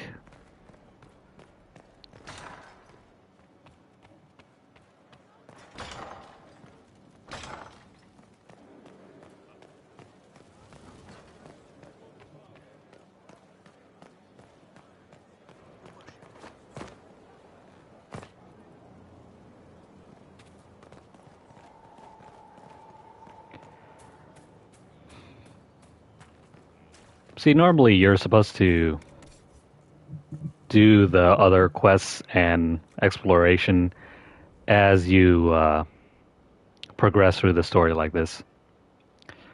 There are sections in the other locations that are similar to the hinterlands where... Remember how we did the majority of the hinterlands and then there were like 1 or 2 odd sections where we were kind of underleveled and couldn't tackle? That's what usually happens in the other areas, but because we use the glitch to dupe all of those amulets, we gain more than enough power to handle every single encounter. That's kind of why we blitz through everything all in one go, rather than tackling what we could go through and then backtracking to another area once we leveled up, doing all those locations and then going further and further down the quest chain as we gain levels to do all the other tasks.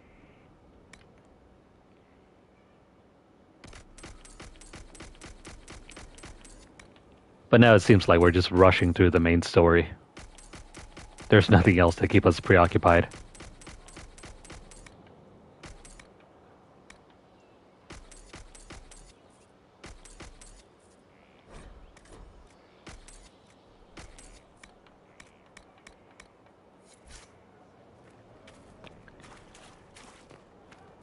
Alright then.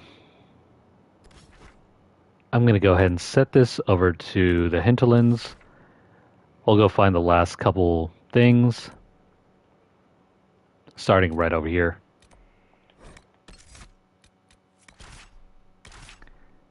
Also, notice how some of our tarot cards have changed.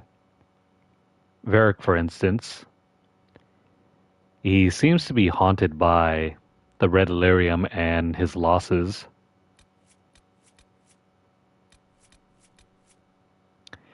Same thing with Iron Bull. The other characters have not seemed to change. At least, I don't remember if they changed.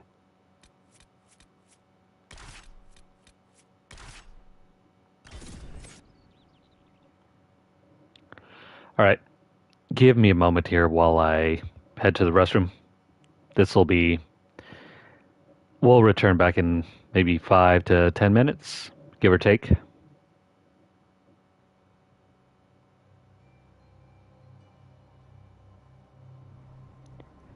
But if you're on YouTube, just fast forward through this section. Oh, what's this? What is it? This could help us. No, it won't. Well, I guess we might as well do it. In a moment, anyway.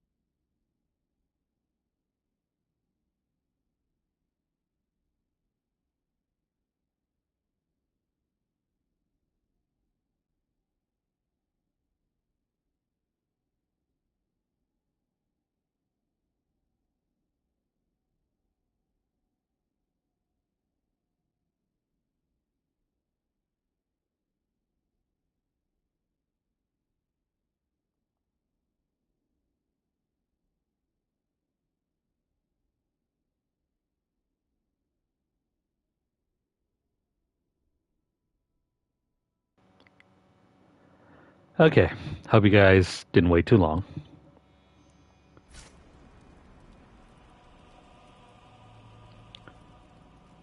Where is the requisition table?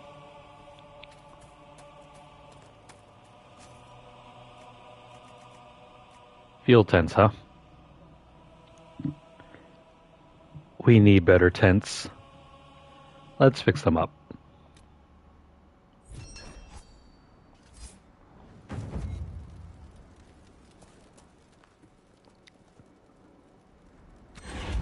I guess it's supposed to provide us with more power and maybe a cosmetic change is... Yeah. Maybe a cosmetic change to the tents.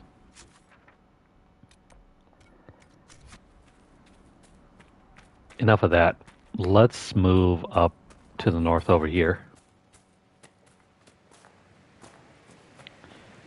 Oh, right. This is where the dragons were.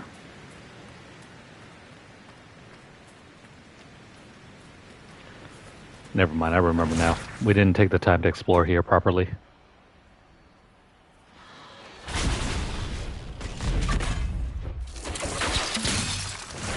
Well, I can't believe we're here once again.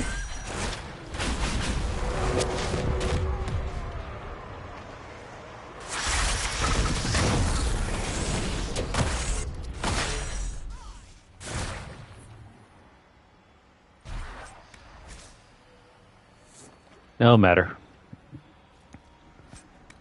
We're just gonna blitz through the enemies here and find out where we can gather the shards.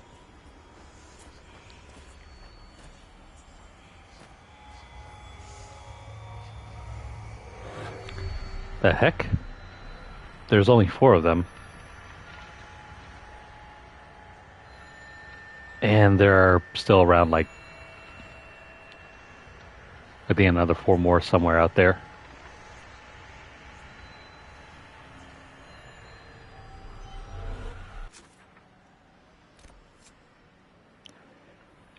Yeah, this is not all of them. We're missing one more location.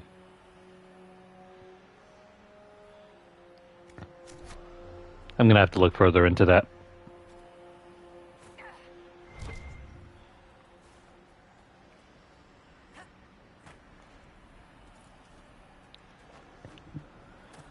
Alright, back into the wild blue we go. Or is it green?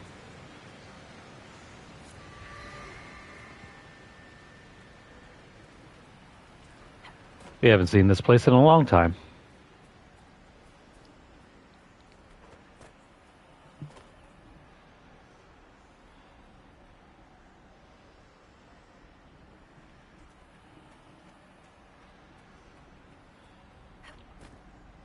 Oh really, which videos?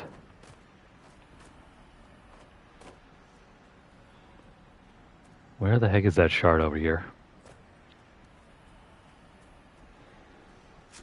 It might be on top of the cliff.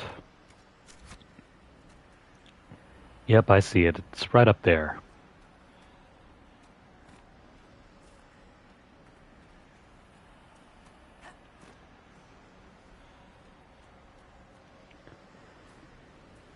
What's the news about Dustborn?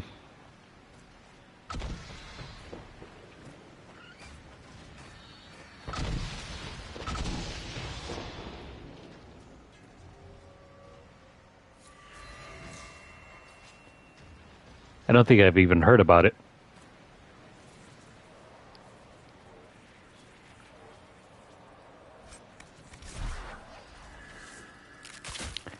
And as far as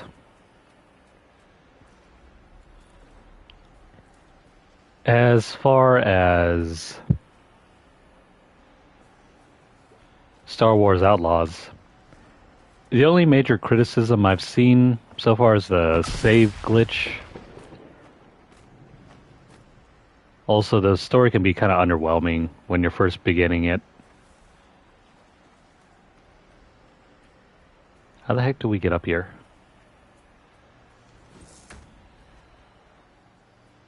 No, wait, never mind. Here's how.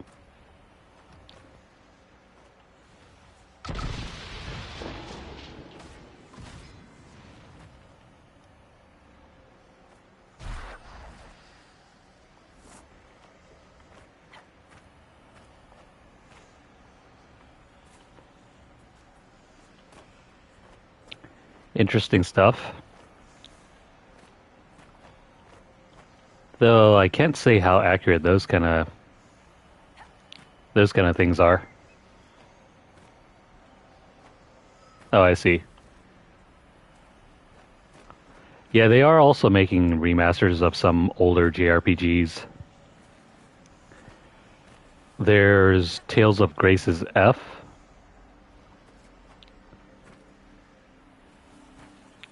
That one, I don't remember if it was any good or not.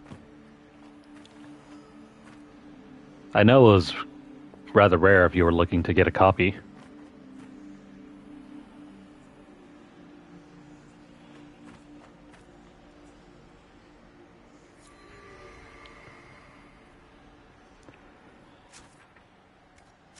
Bugginess seems to be par for the course for most open world games.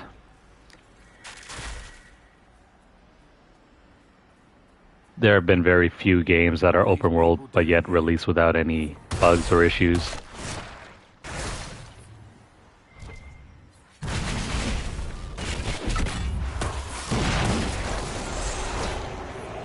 So, Tales of Grace's F, Suikoden 1 and 2 are being released sometime next year. There's also Trails in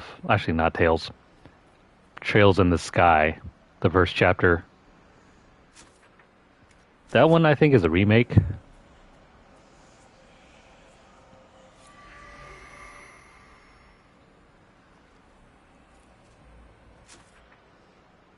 That's everything here. Where's the last location? Well, if I pull out my handy dandy guide...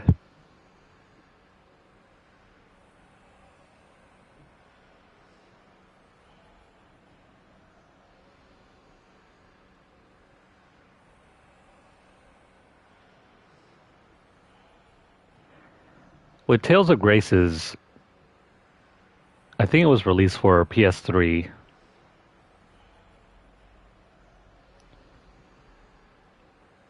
But then there was an earlier version. I don't know which system that one released for exactly.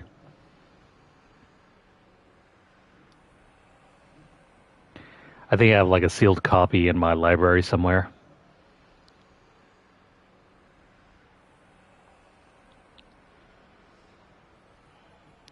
It's an older game. You can find the gameplay footage online.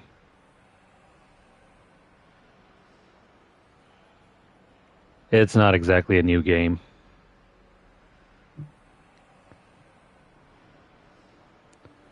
Let's see, I see Astrariums, but I don't see the location of the Ocularums.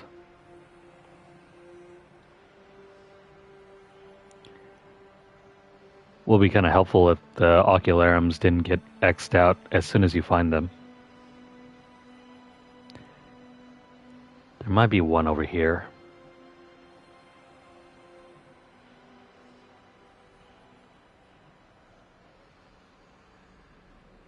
Hang on.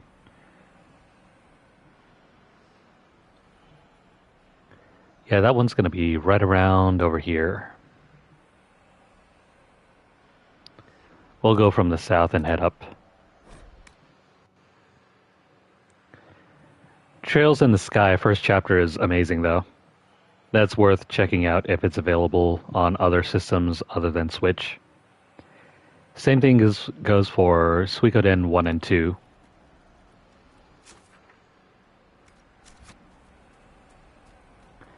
Especially number 2. That's generally regarded as one of the best JRPGs for the PlayStation 1.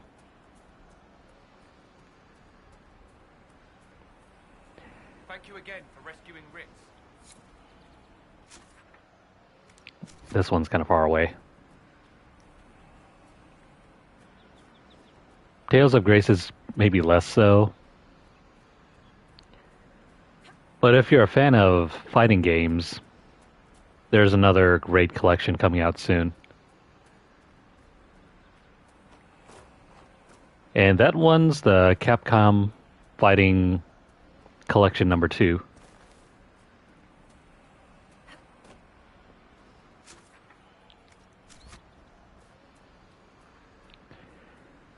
Suikoden 2 was hard to find. It's a rarer game.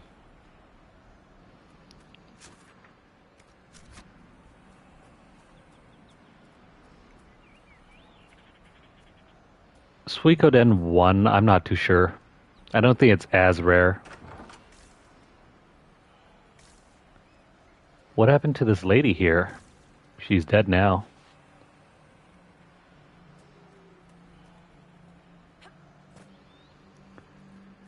But yeah, regarding the first game, that one's probably easier to find than the second one.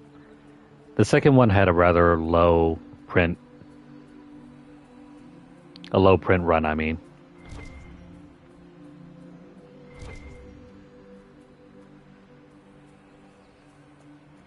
There it is. That's the last one.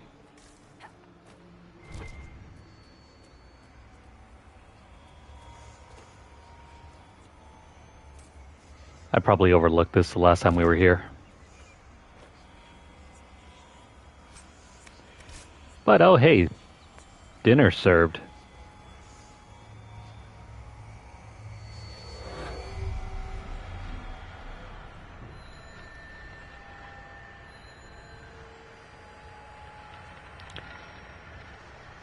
Now outside of those games,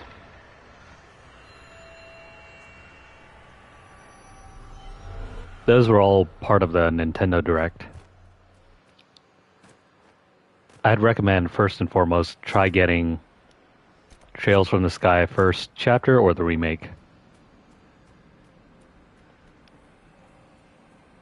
Absolutely phenomenal. Suikoden 1 and 2. Yeah, probably grab those games if you can. They're hard to find anywhere else.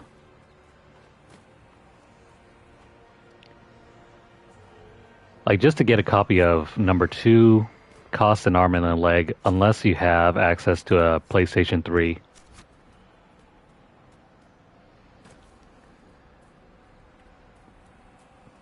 You can probably get the PS1 version on PlayStation 3 or Vita for like, I don't know, $10 I think each.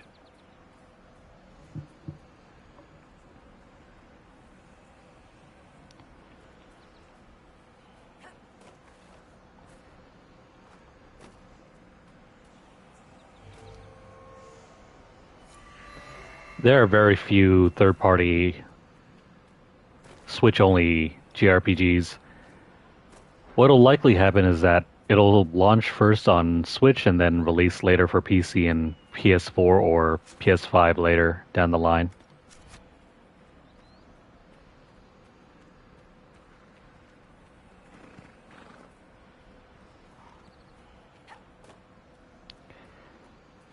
Maybe you might have to wait, but I don't think it'll be long.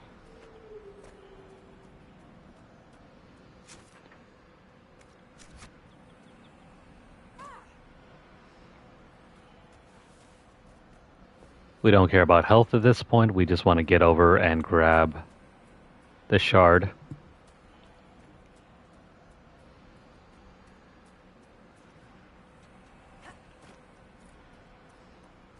If it's a first-party Switch-developed game, I don't mind so much there.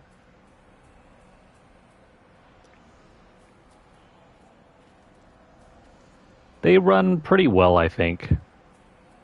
I haven't had very many issues with first-party games. Third parties are a different subject entirely. Those are kind of hit or miss.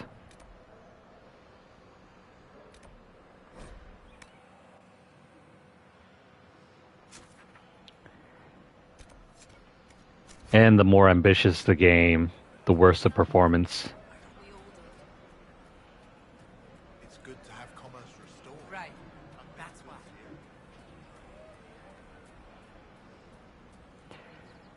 Still, though, I'm surprised they decided to draw up Tales of Grace's F. I thought it was already added to PlayStation.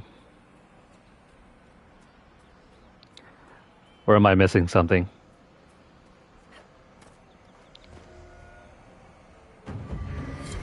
Because I remember seeing a rumor about that.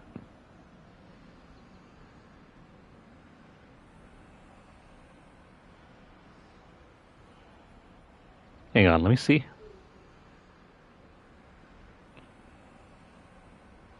Maybe it's only for Xbox.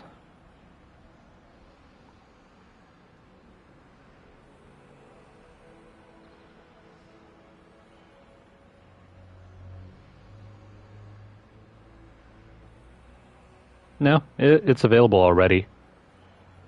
You can already get Octopath Traveler both 1 and 2 for the PS4 and PS5 now. It's available. It got released back in June.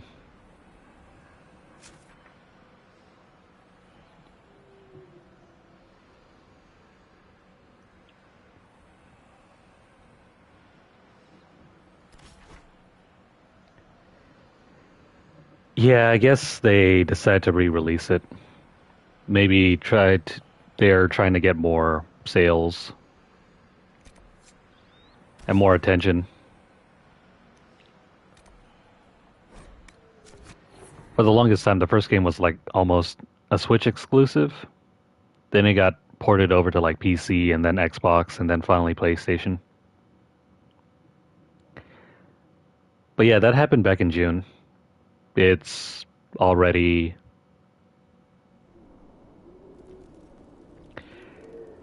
They might have not released it at the time. Inquisitor, I have something for you. Alright, now we can finally finish the temple. Oh crap. Giants are in the area. Since when did this big guy come here?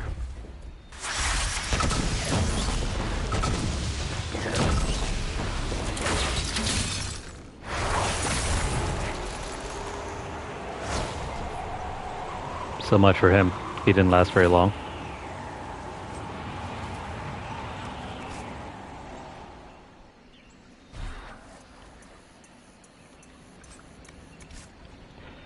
Oh wait, there's another set of remasters available for 2 different JRPGs.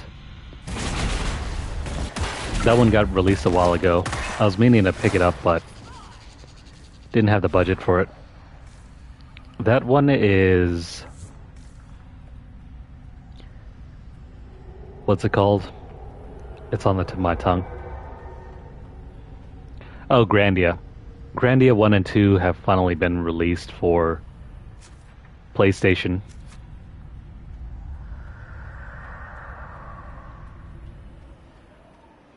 Before, they were only available for Switch.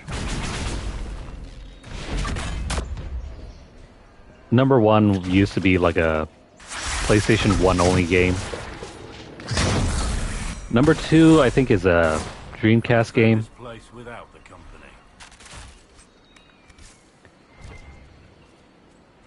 I think number 2 is generally regarded as one of the better JRPGs of that era.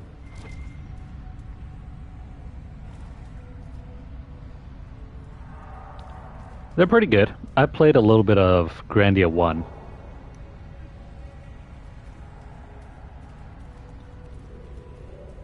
I never got to experience the second one because I never got a Dreamcast.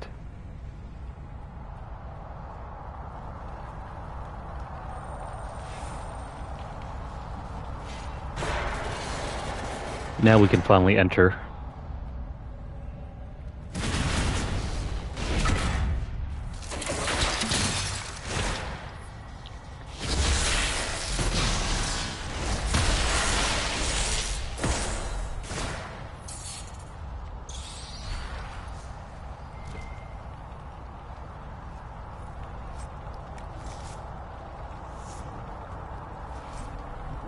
I've heard that game was kind of so-so. It's alright, but it hasn't really improved or changed much to the formula.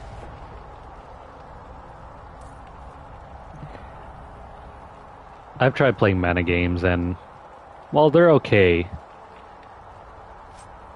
they're very unusual.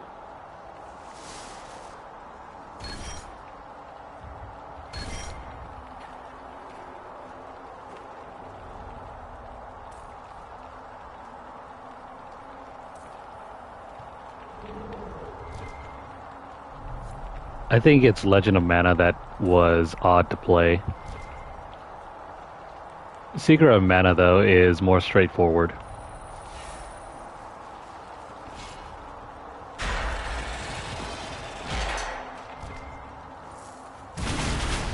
Oh no. More Darkspawn. Why are they in a location like this?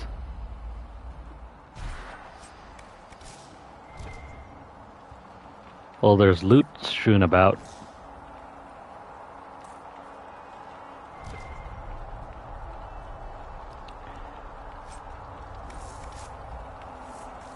I think both of those Mana games are now available for PS4. Secret of Mana is kind of ugly, though.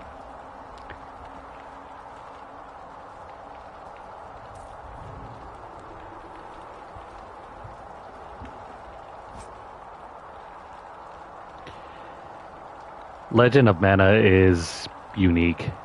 It plays, well, at least to my eyes, it looks similar to another JRPG called Dark Cloud in terms of the whole world building aspect, where you can build out your bases and locations.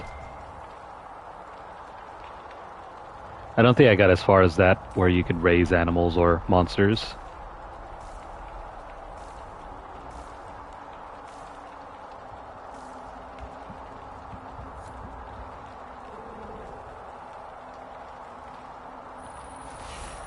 This is why we've been collecting all of those shards. It's so we can get in here.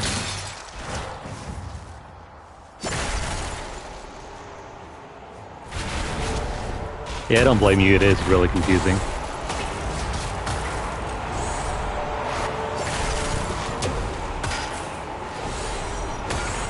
Another reason why I didn't get into it.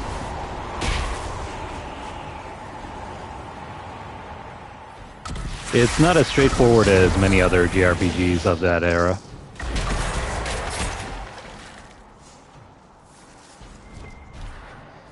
If anything, it's kind of like Saga Frontier.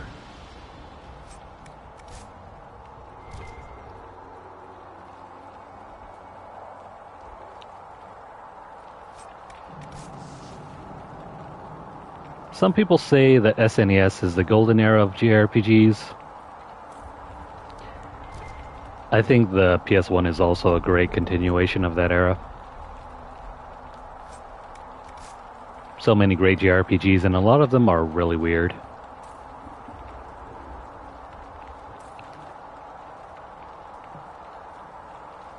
The famous ones get all the recognition, but they're far from the unusual ones. Well, maybe if you include FF8, that's one of the more unusual JRPGs. 7 and 9 are straightforward, as is Tactics to an extent.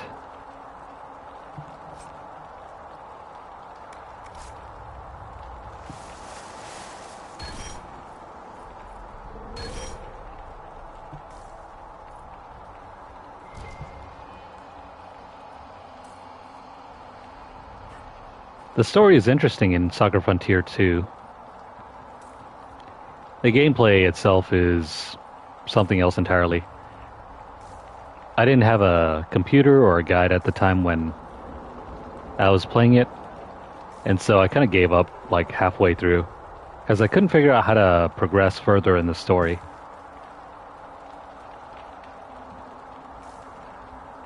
You play as two different characters during two different timelines in Saga Frontier 2. The first timeline is straightforward, but once you get into the second one, that's where the issues come up. Plus, the combat system is not like... it's not cohesive. You have like one kind of like 1v1 dueling battle system, then you have like an army-based battle system, and then you have the traditional like 3-party character battle system. It was confusing as hell, trying to make sense of any of it.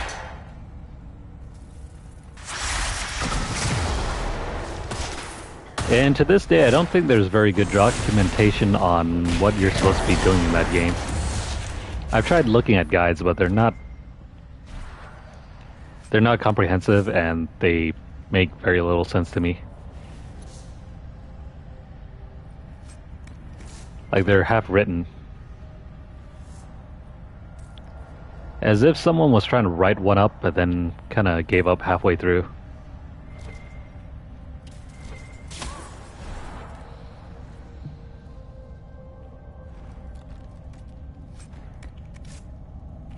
Yeah, I could never get through that.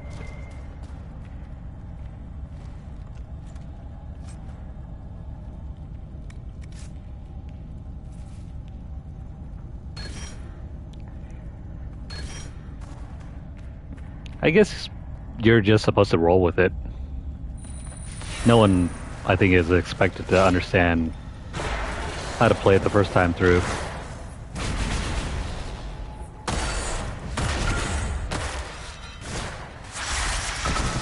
Like the weapon system, and then also trying to assign abilities and magic.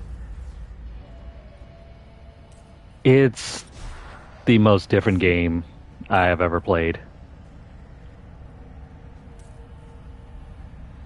Like, it matters what type of element you're using, what kind of weapon or spear or axe or whatever you have it equipped on your character.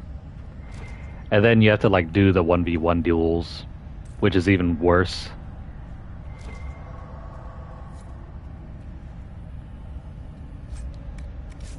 It's as if someone just decided, hey, you know what? I got all these brand new ideas. Let me just throw them at the wall and see what sticks.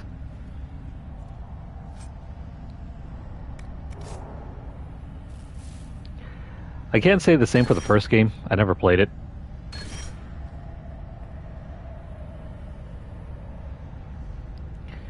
The music in the game and the art direction is amazing, but yet the gameplay is just like, what the hell is this?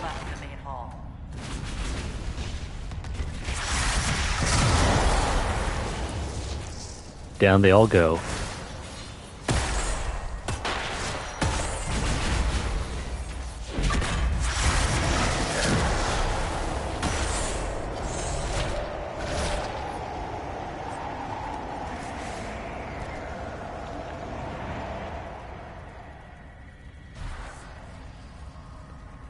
We have one more door to take care of.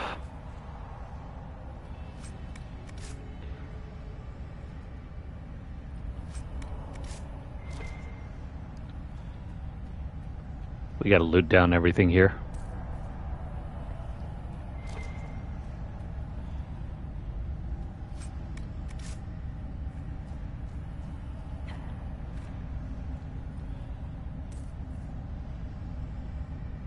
There are all these other PS1 games from that era that I've always been kind of interested in, but never got the chance to play. Stuff like Brave Fencer Musashi, Xenogears,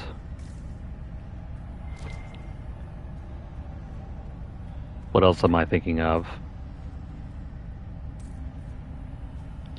Vagrant Story.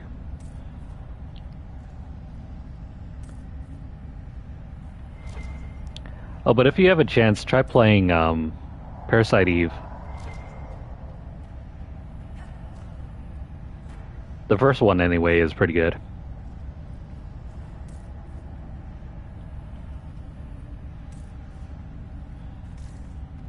It's strange, but familiar enough to the point where you can get through playing it. Unlike, say, the second game.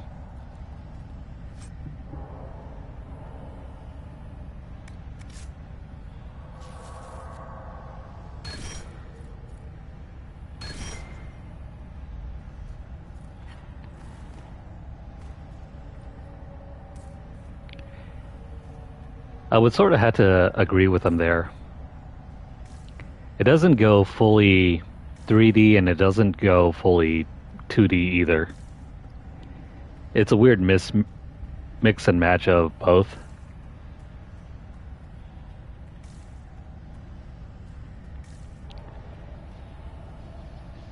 I mean, somehow the graphics turn out even worse than Final Fantasy VII.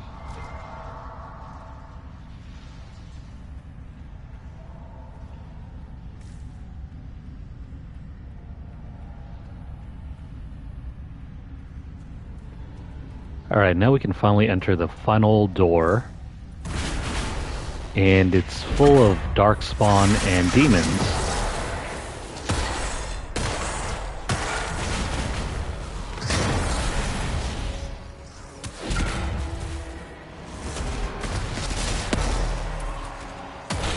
Well, you know what to do.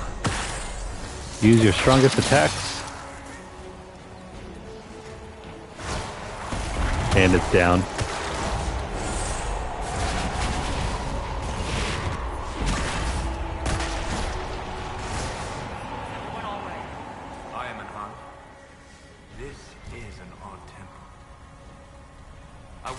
Like it exist, or if this is the only one of its kind. Pretty sure this is the only one. Let's wrap it up here and then we'll continue with some new stuff. There is an inscription in the Oasis Temple. Faintly carved into the stone is a figure bound in chains. Two other figures have turned their gaze from the central image. The script below the image is ancient, though Solus is able to provide a partial translation. Pride in our accomplishments and in our hearts. That same pride became a word meaning corrupted or altered within him. He sought to claim indecipherable, cast from favor and so was bound. Hidden from mortal eyes, death lies within.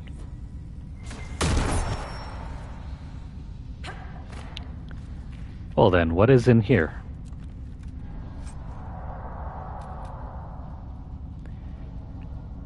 The Agony Dagger. And of course these two things.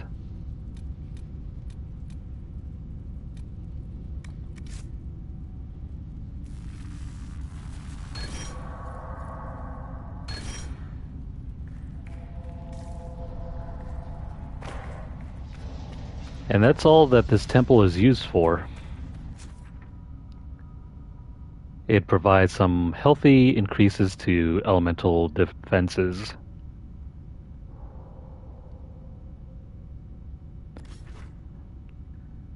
Let's return to Skyhold cleanup and then we'll begin the next story segment.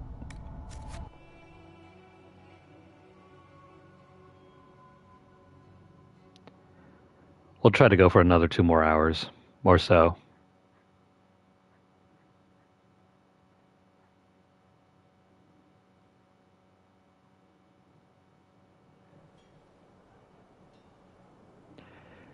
I know the one. It's the Vanish Death glitch. It's useful up until the point where you discover that you're not supposed to use it against a certain boss. I appreciate the warning, but you shouldn't have come yourself. What if the guild found out, or what's his name? Are you worrying for me or for yourself? A little of column A, a little of column B. I am the expendable one, after all. Oh, don't worry, I'll protect you. We'll just have to... Well, this is a surprise. You're the Inquisitor, right? Bianca Davry, at your service.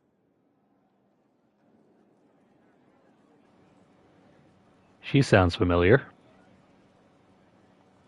Your name is Bianca? It's a common name. Half the girls in the Merchants Guild are named Bianca. The other half are named Helga. I lucked out. I take it you're a friend of Varric's. Who isn't a friend of Varric's? You have met him before, right? Never mind, I know exactly who that is. It's Catwoman. Any friend of Varric's is welcome here. Be careful saying things like that. Some of his friends you don't want to meet. Well, maybe you do. Who am I to judge? Bianca's got a lead on where Corypheus got his red lyrium. The site of Bartran's Folly, the tag Varric found, has been leaked. There's a Deep Roads entrance crawling with strange humans carting out red lyrium by the handful. How do we know they're not using multiple entrances to get to the Tig? Navigating the Deep Roads isn't like the surface. There's no accurate maps of the whole system, and there are cave-ins, darkspawn, lava floods. If you find a route that gets where you're going, you don't deviate. Trying to find another way could be deadly. Who could have given away the Tig's location? There were a few people who knew. Hirelings from the expedition, a couple of close friends. How they found out isn't important. What matters is we know where they are now. If it's such a secret, how do you know about it, Bianca? I told her. Right after the expedition, I wrote and told Bianca what we found. I had artifacts that needed buyers, and she had more contacts that would pay for them. Plus, I owed her. You can get there from Orlais? It's a long way to the free marches. The deep roads are all connected. Or they used to be. Collapses and such. Some of them on purpose. They really are roads. They spanned the Dwarven Empire, went to every corner of the continent, maybe further. In theory, you can get to any Tig using the deep roads, but in practice, there's a reason nobody uses them anymore.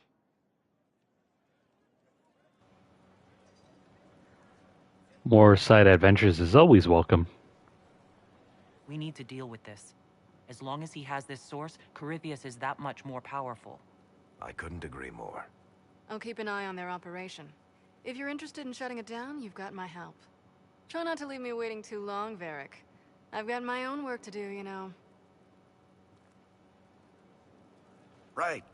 That's not going to be trouble at all. Let me know when you want to head to the entrance.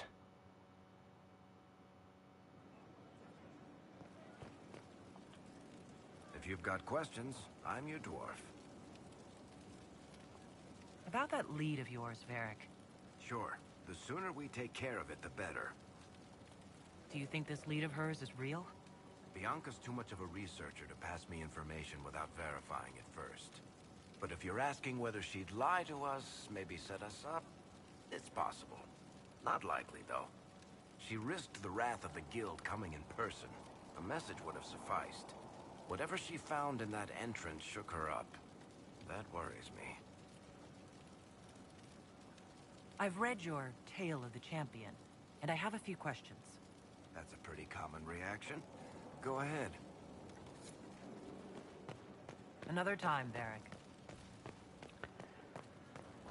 Well, I guess we're not going to head out to the ball just yet. We got a number of other things to handle first.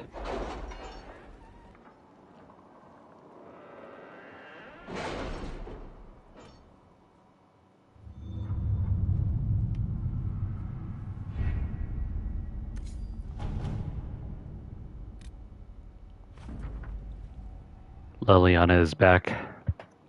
Some animals in regions with closed rifts exhibit fewer altered behaviors, but the results are inconsistent. Several anomalies in hunting patterns suggest the breach still impacts local wildlife. Furthermore, some species persist in erratic behaviors.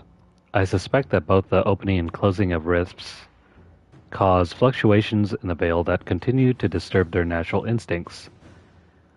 Long-term effects still unknown. Studying the flight patterns of local songbirds may yield further results.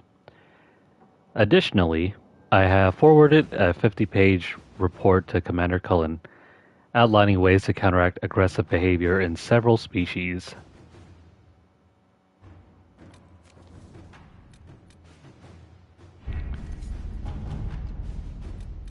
Oh, and yay, we can proceed further with Cole. It's been some time since I crossed paths with your agents. It was only natural both they and I chose the night of Duke M's ball to pay a visit to his private collection. I confess matters nearly became unpleasant. I am grateful your agents still remember the appropriate phrases we in the delicate arts use. While I prefer to avoid political entanglement, I wish nothing but good fortune to the Inquisition in restoring order in these troubled times. The article in question was among the lesser of the items in which I was interested, and your agents were most welcome to it. I am pleased that this matter ended with harm to none save Duke M's pet wyvern and his collection of rare Antivan water clocks. That was a water clock. But until we meet again.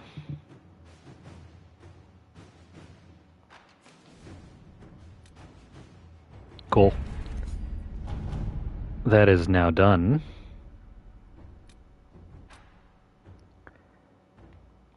Let us find the name of our enemy. According to Dorian, it might be possible to discover who Corypheus once was. Knowing he was human could make him less attractive to Tevinter zealots who think of him as a god. Acquiring this information, however, is more difficult than one might suppose. Such ancient information can be found in the Magisterium's library in Menrathis, but the Grand Archivist has so far replied to our messages with polite misdirection.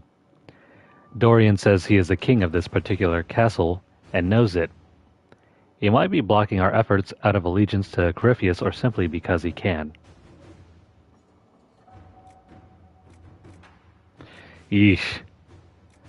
This is another long one. 4 hours? Seriously?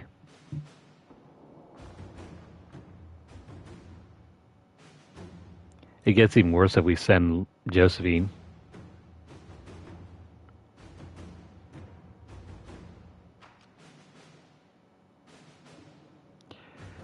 Alright, we can bribe him. We can go around him. Or we can just threaten him.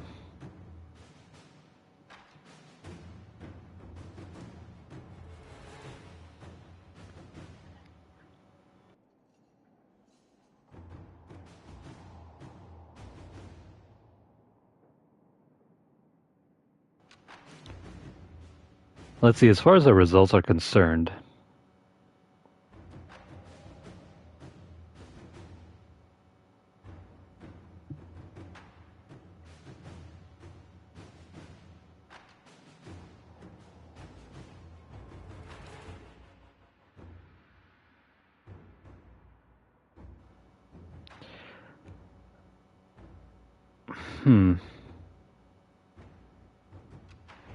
let's go with Leliana. Inquisitor.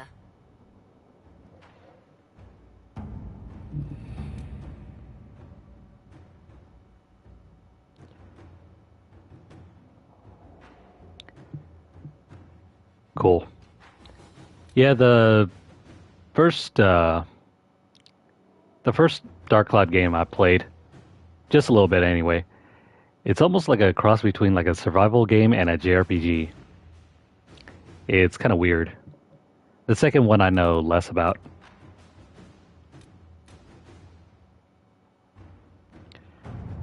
I think I'm going to take a dinner break after this. Got to make some food. And it's about 6 p.m.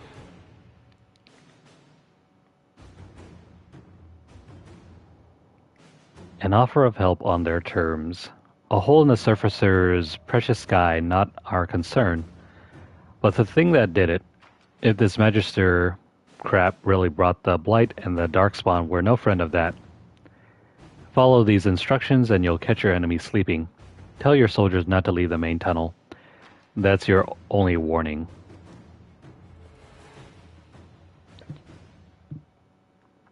Who shall we send here? I don't know if we'll get back to this game tonight. We might just play more Stardew Valley or something else later. I also need to catch up on some sleep because I ended up sleeping only about 4 hours last night. And then this morning around like, I don't know, like 9 or so, I passed out again and woke up back around 11. Not great.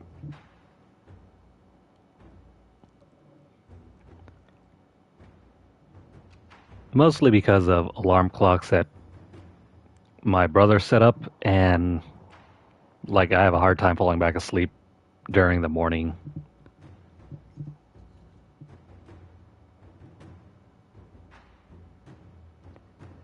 That's partially due to my old sleep habits from when I was working nights.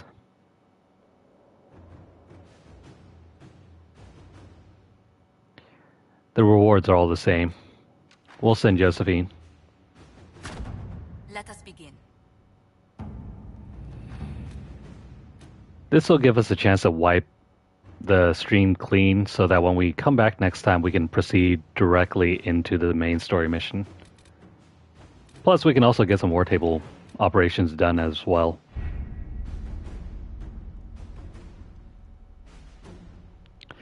This is also kind of a bummer because I want to get as many of these done. But quite a few of them get locked out once we start up this mission and complete it.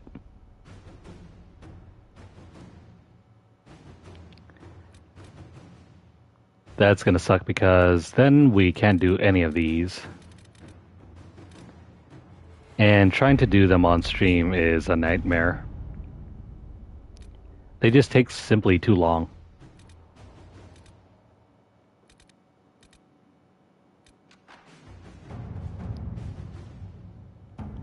We'll try our best, but if we can't get it done, I'm just going to do it off stream and then come back with it another time.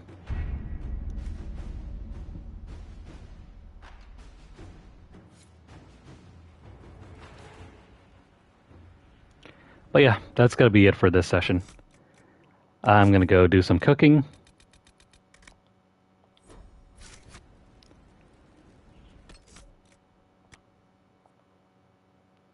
If you guys are currently watching this on YouTube, please like the video. If you have any comments or questions, please leave them down below. Share the video wherever you can. And also, don't forget to subscribe. I can't believe it's the end of August already. We have played this game numerous times, so hit up our playlist if you've missed out. Otherwise, check out our channel for more content. If you're on Twitter, follow us at twitter.com/LunarlightGames. There you'll find deals, discounts, as well as news stories about the gaming world, as well as the odd giveaway we run from time to time. Check out the pinned post for more information, or hit up our hashtag LunarlightVault. There should be another new bundle we'll be giving away in the coming months. That is going to be September's Humble Bundle, or not Humble Bundle, Humble Choice Bundle. And I think that one is up maybe Tuesday. I'll have to check back, but I'll make a post later informing you guys all. And we have a bunch of other giveaways coming up as well. I'll show you guys what's available later on. But make sure to hit up our hashtag LunarlightVault if you guys want more info. If you'd like to help sponsor our channel or even some of our giveaways, you can do so by dropping a donation over at paypal.me/LunarlightGames. The link will be posted later. But of course, you guys are free to tip our tip jar, and if not, please continue watching our videos. Don't forget to follow us over at twitch.tv/LunarlightGames and hit the notification bell across all of our platforms. The updates as soon as they're made available, whenever our giveaways go up, or to catch whenever we go live. That will be all for now. I hope you guys enjoyed watching this. We will be back later, hopefully, fingers crossed, and we'll play through something else. For now, take care, and we'll see you guys again soon.